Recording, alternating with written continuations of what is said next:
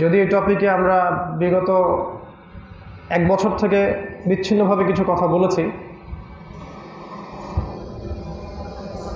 তো আমরা চেষ্টা করবো ইনশাআল্লাহ তাআলা এই টপিকটাকে কেন্দ্র করেই কোরআন এবং সহিহ সুন্নাহর আলোকে সমসাময়িক বিশ্বের প্রেক্ষাপটটা আপনাদের সামনে তুলে ধরার এবং আগামীতে কি হতে পারে এর সম্ভাব্য একটা ওয়েক আপ কল আপনাদেরকে দেওয়ার জন্য, যাতে করে আমরা আগামীর জন্য আমাদের প্রস্তুতি গ্রহণ করতে পারি। রাসূলুল্লাহ সাল্লাল্লাহু আলাইহি ওয়াসাল্লাম তার 23 বছরের এই নববী জীবনে আলামাতুস সাআহ বা কিয়ামতের আলামত সংক্রান্ত প্রচুর হাদিস বর্ণনা করেছেন। এর উদ্দেশ্য এটা ছিল না যে যাতে করে মানুষ কিয়ামতের ভয়ে থরথর করে কাঁপতে থাকে এবং নিজের দিন দুনিয়া সব ছেড়ে দেয়, হাত গুটিয়ে বসে থাকে এবং এটা চিন্তা করে যে আগামীতে তো আর কিছু করারই নাই, কিয়ামত তো চলেই আসছে। এই সেন্স অফ ভিউ থেকে রাসূল সাল্লাল্লাহু আলাইহি ওয়াসাল্লাম এই হাদিসগুলো আমাদেরকে বলেননি এবং সাহাবায়ে কেরাম রাদিয়াল্লাহু তাআলা আনহুমও এই হাদিসগুলো চর্চা করতেন এটা ভেবে নয় যে আমাদের কিছু করার নাই। একদিন নবী সাল্লাল্লাহু আলাইহি ওয়াসাল্লাম যাচ্ছেন মসজিদের পাশ দিয়ে, সাহাবায়ে কেরাম বসে আছেন গোল হয়ে। নবীজি জিজ্ঞাসা করলেন, তোমরা কি নিয়ে কথা বলছো? তারা বললেন, আমরা আলামাতুস সাআহ নিয়ে কথা বলছি, কিয়ামতের আলামত নিয়ে কথা বলছি। তার মানে সাহাবায়ে কেরামও কিয়ামতের আলামত নিয়ে ডিসকাস করতেন, কথা বলতেন।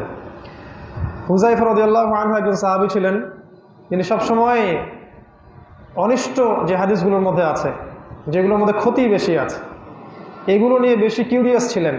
বারবার নবীকে প্রশ্ন করতেন। লোকজন আপনাকে কল্যাণ সম্পর্কে জিজ্ঞাসা করে, না আমি আপনাকে অকল্যাণগুলো সম্পর্কে বেশি জিজ্ঞাসা করি। তো এই ডিসকাশনগুলোর অর্থ এটা ছিল না যে তারা কিয়ামতের আলামতগুলো জেনে হাত গুটিয়ে বসে থাকবেন, হতাশ হয়ে যাবেন, হীনমন্যতায় ভুগবেন, উম্মার কিছু করণীয় নাই এমন চিন্তা করবেন। আসলে ব্যাপারটা এমন ছিল না, বরং আসন্ন আগামী সম্পর্কে যারা সচেতন থাকে তারাই আগামীকে ফেস করতে পারে। যারা আসন্ন আগামী সম্পর্কে সচেতন নয় তারা আগামীকে ফেস করতে পারবে না। যদি আপনি জানেন বা আপনার একটা ধারণা থাকে যে আগামীতে একটা নিউক্লিয়ার যুদ্ধ হতে যাচ্ছে বিশ্বে, তখন আপনার একটা প্রিপারেশন থাকবে যে আমি কি করতে পারি। যেমন যারা কোরআন এবং সুন্নাহর সাথে সমসাময়িক বিশ্ব নিয়ে পড়াশোনা করে তারা মোটামুটি শিওর যে বড় কিছু একটা হতে যাচ্ছে বিশ্বে, এমন কিছু একটা যেটা বিশ্ববাসী কল্পনা করেনি। এটা খ্রিস্টানরা জানে, জিউসরাও জানে, হিন্দুদের মধ্যে কিছু যারা নূর এবং বাসিরা প্রাপ্ত মানুষ তারাও জানে, ওদের দৃষ্টিকোণ থেকে বলছি। সেকুলাররাও জানে এবং ইভেন আমাদের দেশের মিলিটারি ব্যাকগ্রাউন্ডে যারা আছে তারাও ব্যাপারটা জানে যে ওয়ার্ল্ড একটা ম্যাসাকারের দিকে যাচ্ছে, এমন কিছু যেটা ওয়ার্ল্ড এই পৃথিবীবাসী কল্পনা করেনি।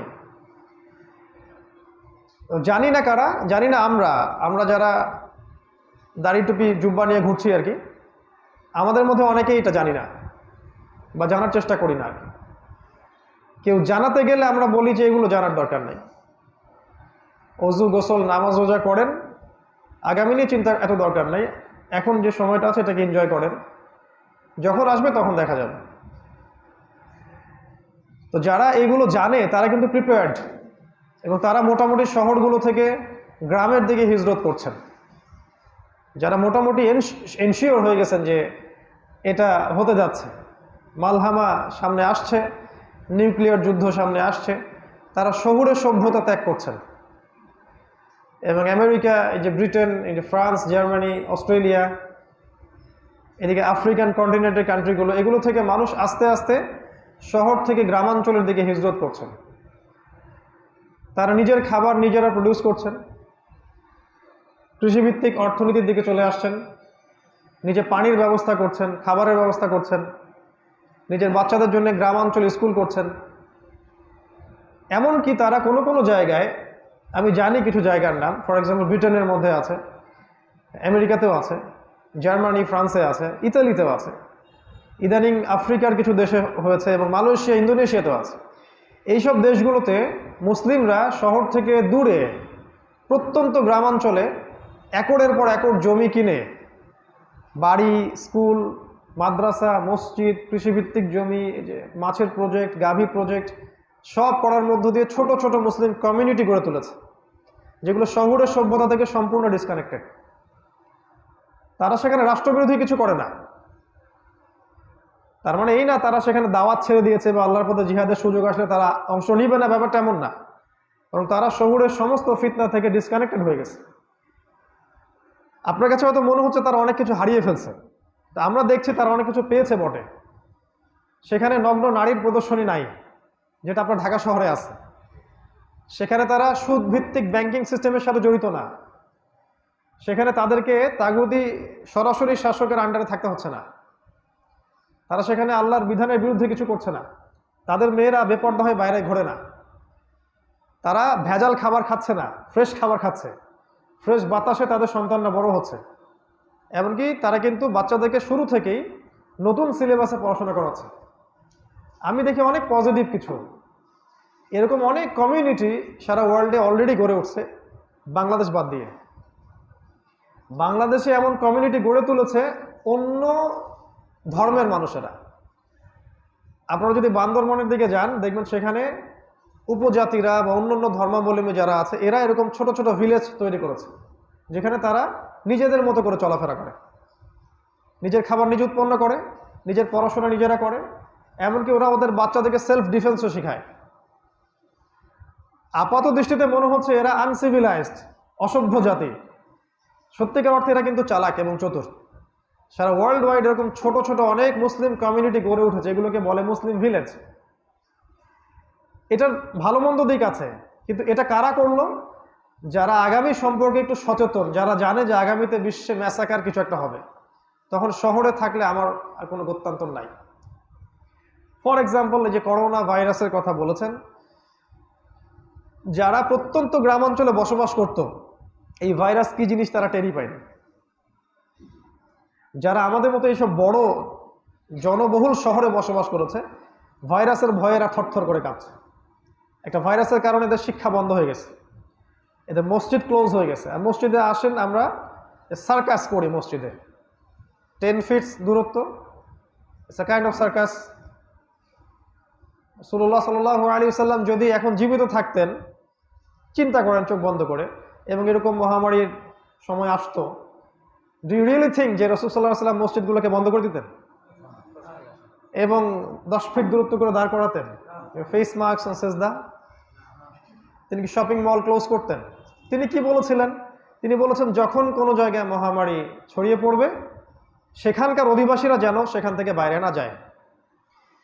আর যদি আপনি জানতে পারেন কোনো এলাকায় মহামারী ছড়িয়ে পড়েছে, আপনার উচিত নয় সেখানে প্রবেশ করা। এটা হচ্ছে কোয়ারেন্টাইন। এটা দলিল কোরআন এবং সুন্নাহয় আছে। এতটুকুই ইসলামিক সলিউশন।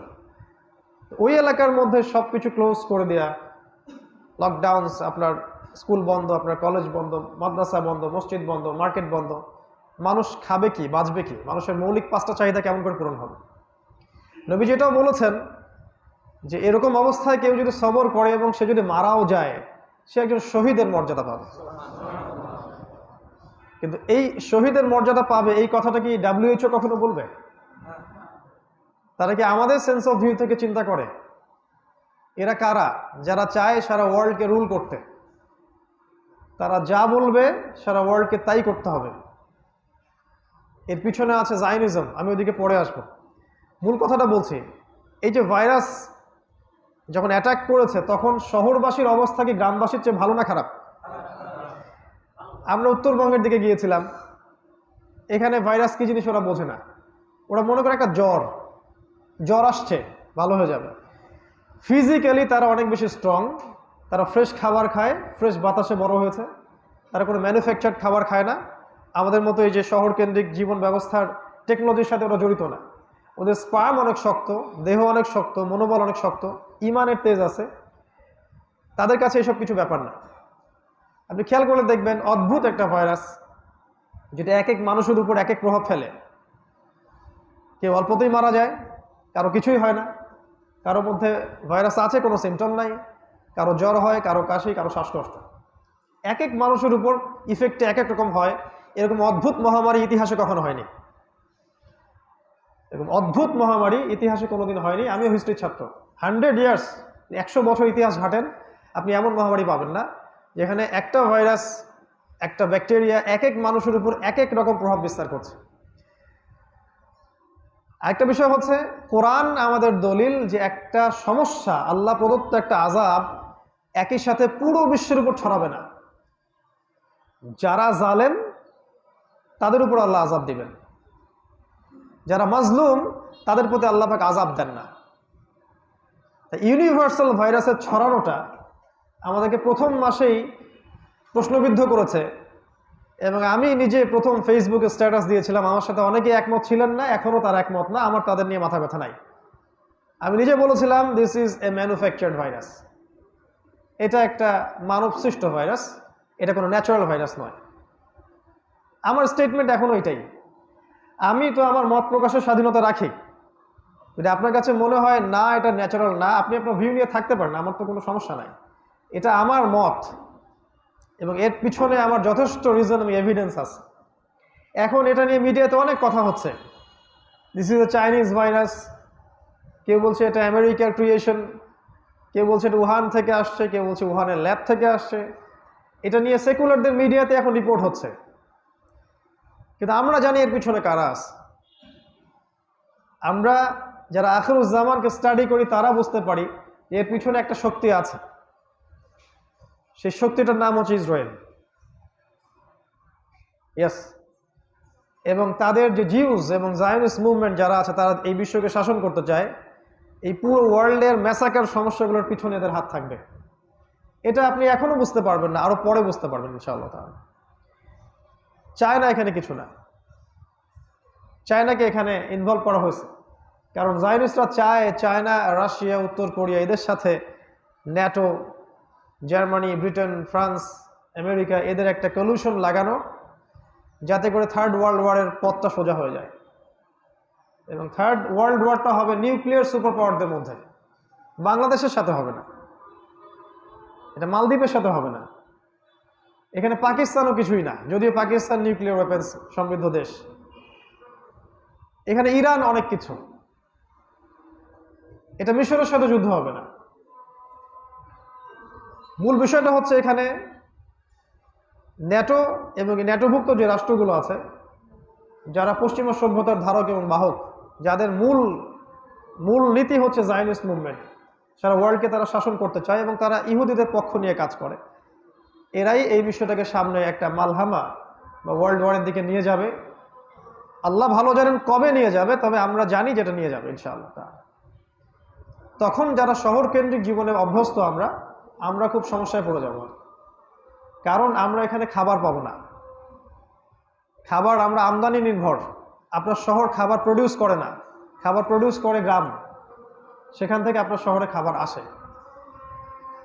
আপনি চিকিৎসার সরঞ্জামগুলো পাবেন না,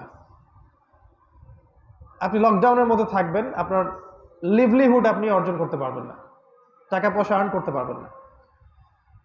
একটা ভাইরাস যদি আপনাকে এত সমস্যায় ফেলতে পারে, একটা নিউক্লিয়ার যুদ্ধ আপনাকে ম্যাসাকার অবস্থায় ফেলতে পারে। আমরা তো বলি অনেক সময় হয়তো এমন হতে পারে যে আপনি ফ্রেশ বাতাসও পাবেন না শ্বাস নেওয়ার জন্য, বিকজ একটা বোম যেটা হিরোশিমায় পড়েছিল বা নাগাসাকিতে, তখনকার নিউক্লিয়ার ওয়েপেন্সের চেয়ে এখনকার ওয়েপেন্সগুলো প্রায় 1000 গুণ বেশি শক্তিশালী।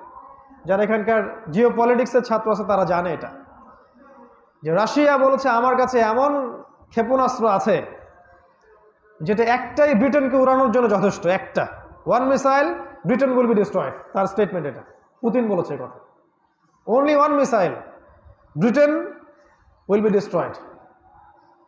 তার এটাও বলেছে যে আমাদের কাছে এমন ওয়েপেন্স আছে যেটা শব্দের হার্স তো বোঝেন 20 থেকে 20,000, এই হার্সের চেয়ে বেশি শক্তিশালী, এবং স্যাটেলাইট ধরতে পারবে না যে এখানে মিসাইল আসতেছে। এটা রাশিয়া। আর আমরা কোনো মুসলিম কান্ট্রি রাশিয়ার সাথে মিউচুয়াল আন্ডারস্ট্যান্ডিংয়ে যাই নাই, এক্সেপ্ট ইরান অ্যান্ড পাকিস্তান, অন্য কান্ট্রি কিছু। আমরা কোন দিকে দৌড়াই? আমেরিকান কন্টিনেন্টে দৌড়াই। আমেরিকা, ব্রিটেন এরা আমাদের বন্ধু রাষ্ট্র, বাট আমেরিকাকে চ্যালেঞ্জ করেছে রাশিয়া, কোনো মুসলিম কান্ট্রি করেনি, এক্সেপ্ট ইরান। যদি ইরানকে অনেকে মুসলিম কান্ট্রি মনে করে না, তাদের মধ্যে অনেক শিয়া আছে, এটা আলাদা বিষয়টা আমি জানি, আমাকে বলতে হবে না, বাট তারপরেও তারা সায়েন্স এবং টেকনোলজিতে অনেক সুন্নি কান্ট্রির চেয়ে অনেক বেশি প্রোগ্রেসড। যেটা আমার পয়েন্ট ছিল যে যদি এরকম ম্যাসাকার কিছু একটা হয় সারা ওয়ার্ল্ড ওয়াইড, তাহলে শহরের মানুষদের আসলে কোনো রক্ষা নাই। বিকল্প আপনাকে একটা সোর্স তৈরি করে রাখতে হবে। প্রত্যেকের গ্রামের বাসা আছে। আমি বলছি না যে শহর থেকে এখনই চলে যান, এটা আমি বলিনি, কিন্তু আপনি থাকবেন একটা ব্যাটল ফিল্ডে, আপনি থাকবেন, আপনি আপনার সাধ্য মতো এখানে দেওয়ার চেষ্টা করবেন, দিন প্রতিষ্ঠার চেষ্টা করবেন, আপনি লিভলিহুড চালাবেন, স্ত্রী সন্তানকে মানুষ করবেন, বাট প্ল্যান বি আপনার রেডি রাখা উচিত যদি আপনার প্রজ্ঞা হিকমা থেকে থাকে। আমরা সেটার পক্ষপাতী আর অ্যাটলিস্ট সার্ভাইভাল সিচুয়েশনে আপনি সেখানে গিয়ে আপনার বউ বাচ্চা, আপনার স্ত্রী সন্তানকে এক নিরাপদ জায়গায় রাখতে পারবেন ইনশাআল্লাহ তাআলা। এর জন্য কি দরকার? ছোট্ট একটা গ্রামের বাসা, আপনার আবাদি কিছু জমি, একটা মাছের প্রজেক্ট, একটা গাভীর প্রজেক্ট, একটা ছোট্ট মাদ্রাসা বা স্কুল, এবং একসাথে 100 বা 200টা মুসলিম পরিবার যদি একসাথে থাকেন, আপনারা অনেক সুন্দর লাইফ লিড করতে পারবেন।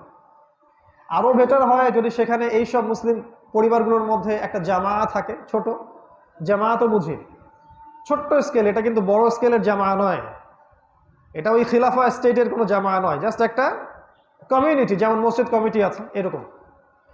এবং তাদের মধ্যে একজন যদি আমির থাকেন এবং কোরআন এবং সুন্নাহর যে বিধানগুলো আছে এগুলোকে শান্তিপূর্ণভাবে পালন করতে থাকেন, সেখানে 100% পর্দা থাকে, বাচ্চারা যদি সুন্দর মতো পড়াশোনা করতে পারে, এবং আপনারা ফ্রেশ খাবার খাচ্ছেন, বাচ্চাদেরকে ফ্রেশ খাবার খাওয়াচ্ছেন, ভালো বাতাসে শ্বাস নিচ্ছেন, এই যে ধুলো মাটি এগুলোর সাথে মিশছেন, একদম রুট লেভেলে চলে গেলেন, আপনি শহরের মানুষগুলোর চেয়ে অনেক বেটার লাইফ লিড করবেন ইনশাল্লাহ। আপনি আপনার আয়ুও বেশি হবে তাদের চাইতে, এবং ফিজিক্যাল মেন্টালি আপনি স্ট্রং হবেন। এটা প্ল্যান বি। করোনা ভাইরাস হোক অথবা নিউক্লিয়ার যুদ্ধ, যেটাই হোক না কেন, এই প্ল্যানটা বেটার, এবং সারা ওয়ার্ল্ড ওয়াইড এটা সমাদৃত হয়েছে। আমি কয়েকটা কান্ট্রির নাম বলে দিলাম: Australia, Britain, Germany, Indonesia, Malaysia, African কান্ট্রিগুলো, সাউথ আফ্রিকা, এই ধরনের কান্ট্রিগুলো, ওইদিকে আমেরিকার কিছু গ্রাম, এখানে এমন কিছু মুসলিম ভিলেজ তৈরি করা হয়েছে। 100, 200, 300 পরিবার মিলে একসাথে তারা থাকেন, এইভাবে তারা জীবনযাপন করছেন, শহর থেকে টোটালি ডিসকানেক্টেড।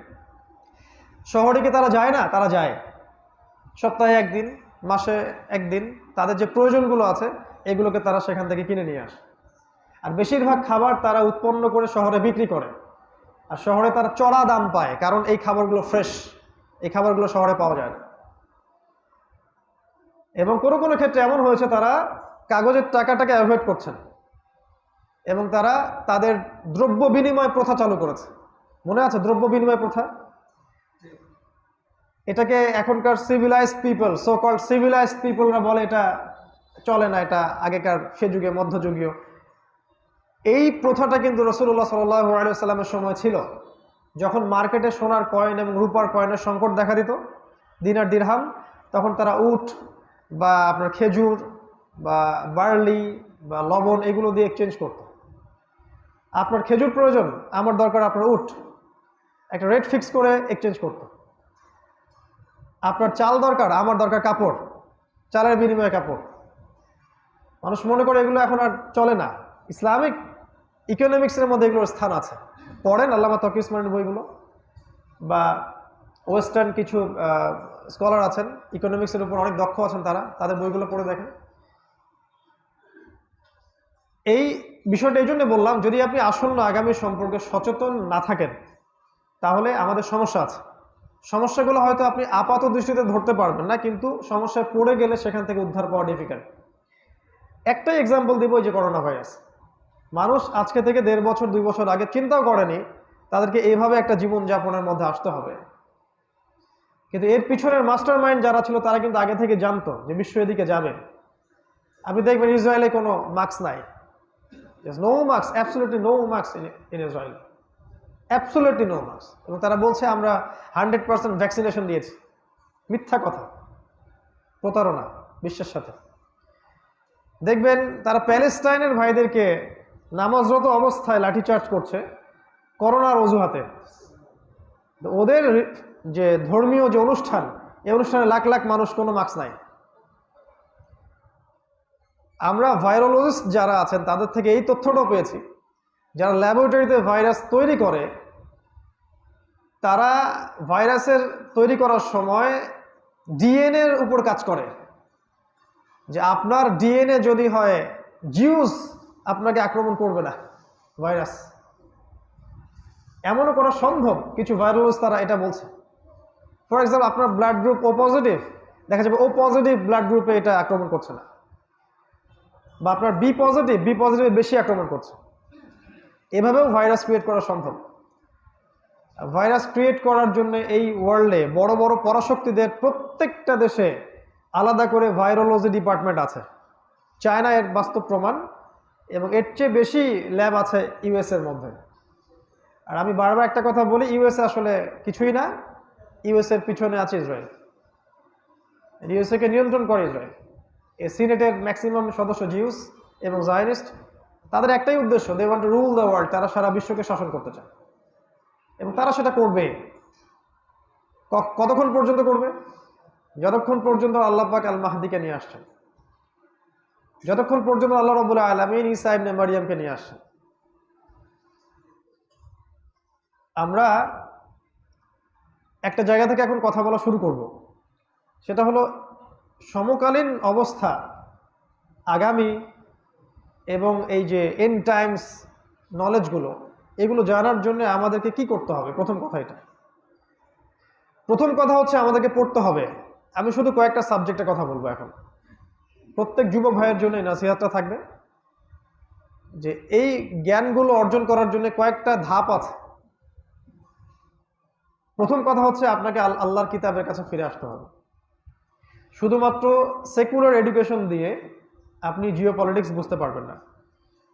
যারা সেকুলার, ঢাকা বিশ্ববিদ্যালয়ের টিচার, প্রফেসর, তারা কি জিওপলিটিক্স বোঝেন না? অবশ্যই বোঝেন। কিন্তু তাদের সাথে আমাদের দৃষ্টিভঙ্গির পার্থক্য কোথায়? আমরা ইসলামিক সেন্সে একটা কথা বলতে পারবো।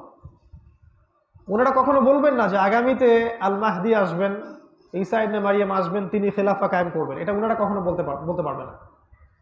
তারা বলতে পারে এতটুকু যে আগামীতে বিশ্বে একটা যুদ্ধ হতে যাচ্ছে, তৃতীয় বিশ্বযুদ্ধ। না, আমরা বলতে পারবো যে পিছনে কারা থাকবে, কে এখানে জয়লাভ করবে, কার বিজয় হবে, এটা আমরা বলতে পারবো, কারণ ওহির জ্ঞানটা আমাদের কাছে আছে। ওই জন্যে আমাদেরকে প্রথমে কোরআনে ফিরে আসতে হবে। এটা আল্লাহর কিতাব। কিভাবে ফিরে আসবো? সবার উচিত হবে কোরআন আগে পড়তে শেখা এবং অর্থটা বোঝা। অর্থ বোঝার জন্য আপনার যদি 5 বছর সময় লাগে সেটাও করেন। আরবি ভাষা শেখেন, আরবি ভাষায় দক্ষতা অর্জন করতে হবে এবং তাফসীর পড়তে হবে। নির্দিষ্ট একটা ঘরানার দিকে ঝুঁকে যাবেন না। অনলি আমাদের প্রচলিত সালাফিজমে ঢুকবেন না, অনলি কমিজমে ঢুকবেন না, only Deobandi, only Atroshi, only Maizbhandari, only তাবলিগ, অনলি কথাটা যেন না থাকে যে আমি শুধুই এটা, এমন না। আমি মুসলিম এবং সমস্ত মুসলিম ভাইদের মধ্যেই ভালো জ্ঞানের সোর্স আপনি পাবেন। শুধুমাত্র সালাফি ওলামায়ে কেরামের কাছেই জ্ঞান আছে, কওমি ওলামায়ে কেরামের কাছে কোনো জ্ঞান নাই। ব্যাপারটি কি আসলে এমন? শুধুমাত্র কি জামাত ইসলামের ভাইরাই দিন বোঝেন, তাবলিগ জামাতের ভাইরা দিন একটুও বোঝেন না? বা যারা আমাদের দেশের লিবারেল পন্থী, যারা ঐক্য চায়, তারা কি দিনের কিছুই বোঝেন না? যারা ইসলাম, কোরআন এবং সুন্নাহর আলোকে সমসাময়িক বিশ্ব নিয়ে কথাবার্তা বলেন, তারা কি দিনের কিছুই বোঝেন না? যারা হানাফি মাযহাবে আছে, তারা কি দিনের কিছুই বোঝে না? যারা শাফেঈ, তারা কি দিনের কিছুই বোঝে না? সৌদি আরব সহ আরবের কন্টিনেন্টে হাম্বলি মাযহাবের প্রভাবটা বেশি, তারা কি দিনের কিছুই বোঝেন না? মূল বিষয়টা হচ্ছে প্রত্যেকটা ঘরানার মধ্যেই দিনের সহি বুঝের অবশ্যই একটা বড় অংশ আছে এবং বিতর্কিত অনেক বিষয় আপনি পাবেন। এই জন্য যদি আপনি ওপেন দৃষ্টিভঙ্গি রাখেন যে আমি কোনো মুস্তাহিদ নই, আমি কোনো শায়েখ নই, আমি কোনো বড় স্কলার নই, আমি একজন তালেবে ইলম, আমি সব দরজা থেকেই ইলমের নূর হাসিল করব এবং সেই ইলমটাকে আমি কোরআন সুন্নাহ থেকে মিলিয়ে দেখব, যতটুকু যেটা বেশি ক্লোজ আমি সেটা নিব। আমি যদি একটা কথা বলি, আমার একটা মত আমি আপনাদেরকে দেই, যদি মতটাকে আপনার কাছে মনে হয় আপনার গবেষণার আলোকে, আপনার পড়াশোনা গবেষণার আলোকে যদি মনে হয় হ্যাঁ কথাটা কোরআন সুন্নাহর কাছাকাছি নেওয়া যায়, only then you should accept my opinion, তার আগে নয়। আর যদি আপনার নিজের যাচাই বাছাই গবেষণা থেকে মনে হয় যে না কথাটা কোরআন সুন্নাহর সাথে মেলেনি আসলে, তাহলে আমার কথাটাকে নিয়ে ডাস্টবিনে ফেলে দিবেন, সিম্পল। কিন্তু আমার একটা কথা নিয়ে এমন কারো কাছে গেলেন যে এই টপিকে বিজ্ঞ না। ফর এক্সাম্পল, আমি ইকোনমিক্স নিয়ে একটা কথা বললাম যে পেপার মানি, কাগজের টাকা ক্র্যাশ করবে। আপনি এমন একজনের কাছে কথাটা নিয়ে গেলেন যে ইকোনমিক্সের কিছুই বোঝে না। সে বললো সব বোগাস কথাবার্তা কে বলছে, এটা হবে না কখনো, বাদ দাও, সে খারেজি এবং জাহেল। তো যার কাছে ইকোনমিক্সের নলেজ আছে ওর কাছে যান। যে আলেম কোরআন সুন্নাহর সাথে ইসলামিক ইকোনমিক্স বোঝে, ফাইন্যান্স বোঝে, ওনার কাছে গিয়ে বলেন যে কথাটার ভিত্তি আছে কি নাই, বা থাকলে কতটুকু, তার অপিনিয়নটা নেন। আমরা তো বলি না যে হার্টের অসুখ হয়েছে, আপনি খুঁজবেন ঢাকার সবচেয়ে ভালো হার্টের সার্জারি কে করে, সবচেয়ে ভালো ডাক্তারকে। নিশ্চয়ই এমবিবিএস কারো কাছে গিয়ে ফতোয়া চাবেন না।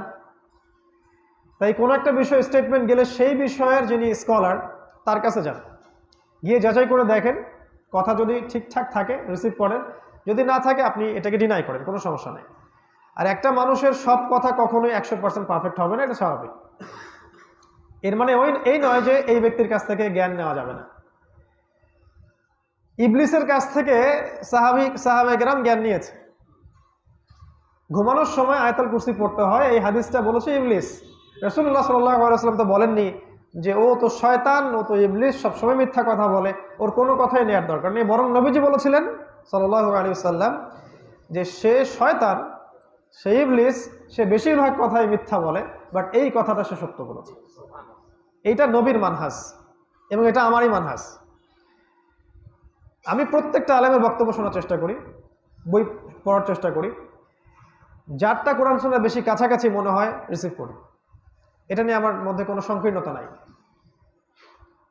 এই মানহাজটা এদিক থেকে ভালো যে আপনি সবার মাঝে একটা ইউনিটি আনতে পারবেন ইনশাআল্লাহ। আদারওয়াইজ যদি কোনো দিকে ঝুঁকে যান, আপনি অন্যদের থেকে ডিসকানেক্টেড হয়ে গেলেন। বাস্তবতা এটাই। ফর এক্সাম্পল, আমি যদি ইসলামিক শাসনতন্ত্র আন্দোলনের কেউ হতাম, আপনারা কি আমাকে আজকে দাওয়াত করতেন? অনেস্টলি বলেন, করতেন না। বা আমি যদি আজকে আরো খারাপ কোনো মানে আরো খারাপ বলতে বোঝাচ্ছি যারা একদম বাতিল বেদায়াতি, আপনার ওই যে দেওয়ানবাগি বা এই বাগি টাগিদের কেউ হতাম, আপনারা কি আমাকে ডাকতেন? ডাকতেন না। যেহেতু আমরা এইসবের বাইরে আছি, আলহামদুলিল্লাহ প্রত্যেক ঘরানার মানুষই আমাদেরকে ডাকে, ভালোবাসে, শ্রদ্ধা করে, এবং তারা ভালো অংশটুকু নেয়। ব্যাকগ্রাউন্ড এর স্টুডেন্ট যারা আছেন তাদের দিন শেখার কোনো ট্র্যাক বা প্ল্যাটফর্ম নাই। আমরা অনেকে অনেক কথা বলতে পারি, কিন্তু আপনি আমাকে হাতে গোনা 10টা মাদ্রাসা দেখান যেখানে জেনারেল ব্যাকগ্রাউন্ডের স্টুডেন্টদের 6 বছর, 5 বছর, 10 বছর মেয়াদী একটা কোর্সের মধ্য দিয়ে তাকে আলেম বানানোর একটা ট্র্যাক আছে, আমাকে দেখান, একটা মাদ্রাসা দেখান। একটা জেনারেল ব্যাকগ্রাউন্ডের ভাই যিনি অনার্স করেছেন বা ইন্টারমিডিয়েট পাস করেছেন বা মাস্টার্স করেছে, এখন তার দিনের বুঝ আসছে, সে চায় আমি আলেম হব, মৌলানা হব, তার কি বয়স নাই? আবু বকর সিদ্দিক 40 বছর পরে কোরআন শেখা শুরু করে নাই? তারপর তারা ফুকাহায়ে কেরাম হন নাই? এই বাচ্চাটা বা এই ছেলেটা, এই আমার দিনী ভাই বা বোনটা এখন কোথায় যাবে আমাকে বলেন। একটা প্রতিষ্ঠান দেখান যে প্রতিষ্ঠানে আপনি একটা কনস্ট্রাকটিভ সিলেবাসের মধ্য দিয়ে একটা জেনারেল এডুকেটেড ভাইকে আস্তে আস্তে আস্তে আস্তে মৌলানা বানিয়েছেন। যদি বানাতে না পারেন তাহলে আল্লাহর ওয়াস্তে কথা বলবেন না। যদি এরকম ট্র্যাক সৃষ্টি করতে না পারেন তাহলে আল্লাহর ওয়াস্তে সমালোচনা করবেন না। কারণ 90% ইউথ এখন জেনারেল ব্যাকগ্রাউন্ডের, তাদের জন্য কোনো ফিকির কি আপনাদের নাই? যদি ফিকির না থাকে তাহলে ওদেরকে আন্ডারএস্টিমেট করতে আসেন কেন? আমার কথাটা খারাপভাবে নেবেন না। যে ফিকির না থাকে, তাদের কি কোনো চিন্তা না থাকে, তাদের প্ল্যান কি আপনার? আপনি কি 10% মাদ্রাসার ছাত্রদের দিন কায়েম করতে যাচ্ছেন? আর এই জেনারেল ব্যাকগ্রাউন্ডের মানুষরা কিছুই না। এই জন্যে ভাই, প্রত্যেকটা মাদ্রাসার যারা মুহতামিম আছেন তাদের উচিত এমন কনস্ট্রাকটিভ সিলেবাস লঞ্চ করা, যে সিলেবাসটা দিয়ে একটা জেনারেল এডুকেটেড ভাই 5 বছর 6 বছর পরে মৌলানা হওয়ার যোগ্যতা অর্জন করতে পারবেন। তখন আপনি এদেশের মধ্যে অনেক আলেম পাবেন, কারণ জেনারেল ব্যাকগ্রাউন্ডের স্টুডেন্টদের অনেক মেধা বিকশিত থাকে, তাদেরকে বোঝানো অনেক সহজ আছে, এবং তারা ওয়ার্ল্ড অ্যাফেয়ার্স বুঝে, তারা ইকোনমিক্স বুঝে, তারা জিওপলিটিক্স বুঝে, তারা কিন্তু ইকোনমি রাজনীতিগুলো বোঝে। কিন্তু কোনো কোনো ক্ষেত্রে তারা মাদ্রাসার ছেলের চেয়ে বেশি বোঝে, ভালো বোঝে, কারণ স্মার্ট পিপল। এটাই বাস্তবতা। এবং মেয়েদের কথা না হয় বাদই দিলাম, ওদের তো কোনো অবস্থাই নাই এখন। আপনার মেয়ে ধরেন অনার্স পড়ছে, এখন দিন শিখতে চায়, সে চায় যে আমিও একজন মৌলানা হব, একজন মহিলা দায়ী হব, তাকে একটা ট্র্যাক দেন আপনি, কোথায় সে এসে পড়াশোনা করবে? যদি আমরা এই সুযোগগুলো তৈরি করতে না পারি, তাহলে আমরা বিনয়ের সাথে ওলামায়ে কেরামকে বলবো যে শুধুমাত্র সমালোচনা করে কোনো সমস্যা সমাধান হবে না। আগে ট্র্যাক তৈরি করেন, রাস্তা দেখান, তারপর তাদেরকে ডাকেন যে বাবা এই জায়গায় এসে পড়াশোনা করে আলেম হও, তারপর কথা বলো, মানুষ যাবে ওখানে। ট্র্যাক তৈরি করতে না পারেন, শুধু কথা বলে কাজ হবে না। তখন কি হবে? তখন অন্যান্য অনেক ধরনের মানুষ এদেরকে টান দিবে, এক একজন এক একভাবে বুঝাবে। তখনই আপনি দেখবেন যে কেউ এক্সট্রিমিজমে চলে যাচ্ছে, কেউ শৈথল্যবাদী হচ্ছে, কেউ বেদাতি হচ্ছে, কেউ মুশরিক হয়ে যাচ্ছে, কেউ নাস্তিক হয়ে যাচ্ছে। এর জন্য শুধু তারা দায়ী নয়, এর জন্য আমাদের পরিবার, আমাদের ওলামায়ে কেরাম, আমাদের সিস্টেম সবাই দায়ী। কথাগুলোকে হজম করা দরকার। এই জন্য কনস্ট্রাকটিভ সিলেবাসের কথা আমি শুরুতে বলছি যে আমাদের এই যে চড়াই উতরাই, এখন পর্যন্ত আমাদের আরও 2 থেকে 3 বছর পড়াশোনা বাকি আছে। এই তালেবে ইলম পর্যায়ে আমরা যা বলছি, এই কথাগুলোর মধ্যে অবশ্যই যাচাই বাছাই করে যেগুলো আপনার কাছে অনুকূলে মনে হয় সেগুলো মানবেন, যেগুলো প্রতিকূলে যায় সেগুলো মানার কোনোই দরকার নেই। আর উম্মাহকে ঐক্যবদ্ধ করার স্বার্থে আল্লাহর ওয়াস্তে, মানে কোনো ব্যক্তিকে নিয়ে বা কোনো দলকে নিয়ে বা কোনো সংগঠনকে নিয়ে আপোষের তর্কে লিপ্ত হবেন না। এতে কাগজে কলমে আমাদের কোনো লাভ হয় না, লাভ হয় ওই ইহুদি খ্রিস্টান মুশরিকদের এবং আমাদের তাগুতদের। আমাদের আলটিমেটলি কোনো লাভ নাই। হ্যাঁ, আপনি একটা লস করতেছেন। কি লস? কিয়ামতের মাঠে পুলসিরাতে আপনি দেখবেন অনেকে দাঁড়ায় আছে আপনার জন্য। তারা বলবে যে আল্লাহ, আমার গীবতের হকটা আমি আজকে চাই, আজকে আমি এটার অধিকার চাই, সেই অপবাদের জবাবটা চাই যেটা সে আমার বিরুদ্ধে দিয়েছিল, আমি সেটা ছিলাম না। আল্লাহ, আজকে এই অপবাদের বিনিময়ে আমি কিছু নেকি চাই। দেখবেন আপনার জন্য অনেকে দাঁড়িয়ে আছে, নেকি দেওয়া লাগবে। এটা হবে? হাদিস এসেছে যে বান্দার হক যখন কেউ নষ্ট করে, কিয়ামতের মাঠে আল্লাহ পাক এদেরকে দাঁড় করাবেন এবং টাকা পয়সার হক, গালিগালাজের হক, গীবত তোহমতের হক, এগুলো আদায় করতে হবে নেকি দিয়ে দিয়ে। যদি নেকি দিতে দিতে শেষ হয়ে যায় নেকি, আল্লাহ রাসূল সাল্লাল্লাহু আলাইহি ওয়াসাল্লাম বলছেন তখন অন্যের গুনাহ তার কাঁধে চাপিয়ে দেওয়া হবে এবং এই ব্যক্তি যাবে জাহান্নামে, ওই ব্যক্তিরা যাবে জান্নাতে। তাই এরকম সমালোচনায় খুব একটা লাভ নাই, গীবতে তোহমতে কোনো লাভ নাই। As far as myself concern, আমার কথা আমি বলছি, আমাকে আপনি কখনো অনলাইনে এমন সমালোচনায় দেখবেন না ইনশাআল্লাহ। কারণ আমি জানি যে জবাব দেওয়ার জায়গা আছে, সময় আছে, সিস্টেম আছে। এভাবে হয় না, এভাবে কোনো সলিউশন আসতে পারবেন না। আমরা তালেবে ইলম পর্যায়ে কিছু বিষয় শিখেছি, যেটার প্রথমটা বলছিলাম আপনাকে কনস্ট্রাকটিভ সিলেবাসে পড়তে হবে। মাঝখানে কিছু কথা বলে ফেলছি। 1 নম্বরে বলেছি কোরআন, তিলাওয়াত, অনুবাদ, অ্যারাবিক ল্যাঙ্গুয়েজ এবং তাফসির। তাফসিরের মধ্যে আমরা বলবো যে মাআরিফুল কোরআন ভালো, আপনি ঠিক আছে, সমস্যা আছে, এটা বেটার। তাফসির ইবনে কাসির ভালো, যদি পারেন জালালাইন পড়বেন। অবশ্যই জালালাইন না পড়লে তো কেউ আলেমই হয় না, আসলে পড়বেন। এভাবে পড়াশোনা করার পরে কোরআনের দক্ষতা অর্জন করলেন। এবার কি? এবার হাদিস। হাদিসের মধ্যে আগেই বুখারী মুসলিমের দিকে যাবেন না, ছোট ছোট কিতাব যেগুলো সহজ, এগুলো আগে কভার করতে হয়। যেমন হাদিসে আরবাইন, রিয়াদুস সালেহিন, বুলুগুল মারাম, মিশকাতুল মাসাবিহ, এই যে কিতাবগুলো আছে ছোট ছোট যেগুলো স্মুথ, এগুলো আগে কভার করতে হয়। দেন আপনি যাবেন আবু দাউদ, নাসাই, তিরমিজি, এগুলোতে, পরে বুখারী মুসলিম। যেটা বুঝবেন না অবশ্যই ওলামায়ে কেরামের কাছে গিয়ে বুঝে নেবেন। ওলামায়ে কেরাম কারা এটাও বলবো। 1 নাম্বার, যারা ইলম গোপন করেন না। 2 নাম্বার, যারা উম্মার ঐক্য নিয়ে কাজ করেন। 3 নাম্বার, যারা উম্মার মাঝে বিভক্তি ছড়ায় না। 4 নাম্বার, যারা শুধু সৎ কাজের আদেশই করে না, অসৎ কাজের নিষেধও করে। 5 নাম্বার, হক প্রচারে যাদের হৃদয় কাঁপে না। 6 নাম্বার, যারা দুনিয়ার স্বার্থে দিনকে বিক্রি করে না। বেহক ওলামায়ে কেরাম চেনার অনেক স্কোপ আছে। কিরকম? তাদেরকে কখনো আপনি তাগুদের এগেনস্টে কিছুই বলতে শুনবেন না। তাদেরকে আপনি কখনো তাগুদকে খাওয়ারেজ বলতে শুনবেন না, মুসলিমদেরকে বলতে শুনবেন।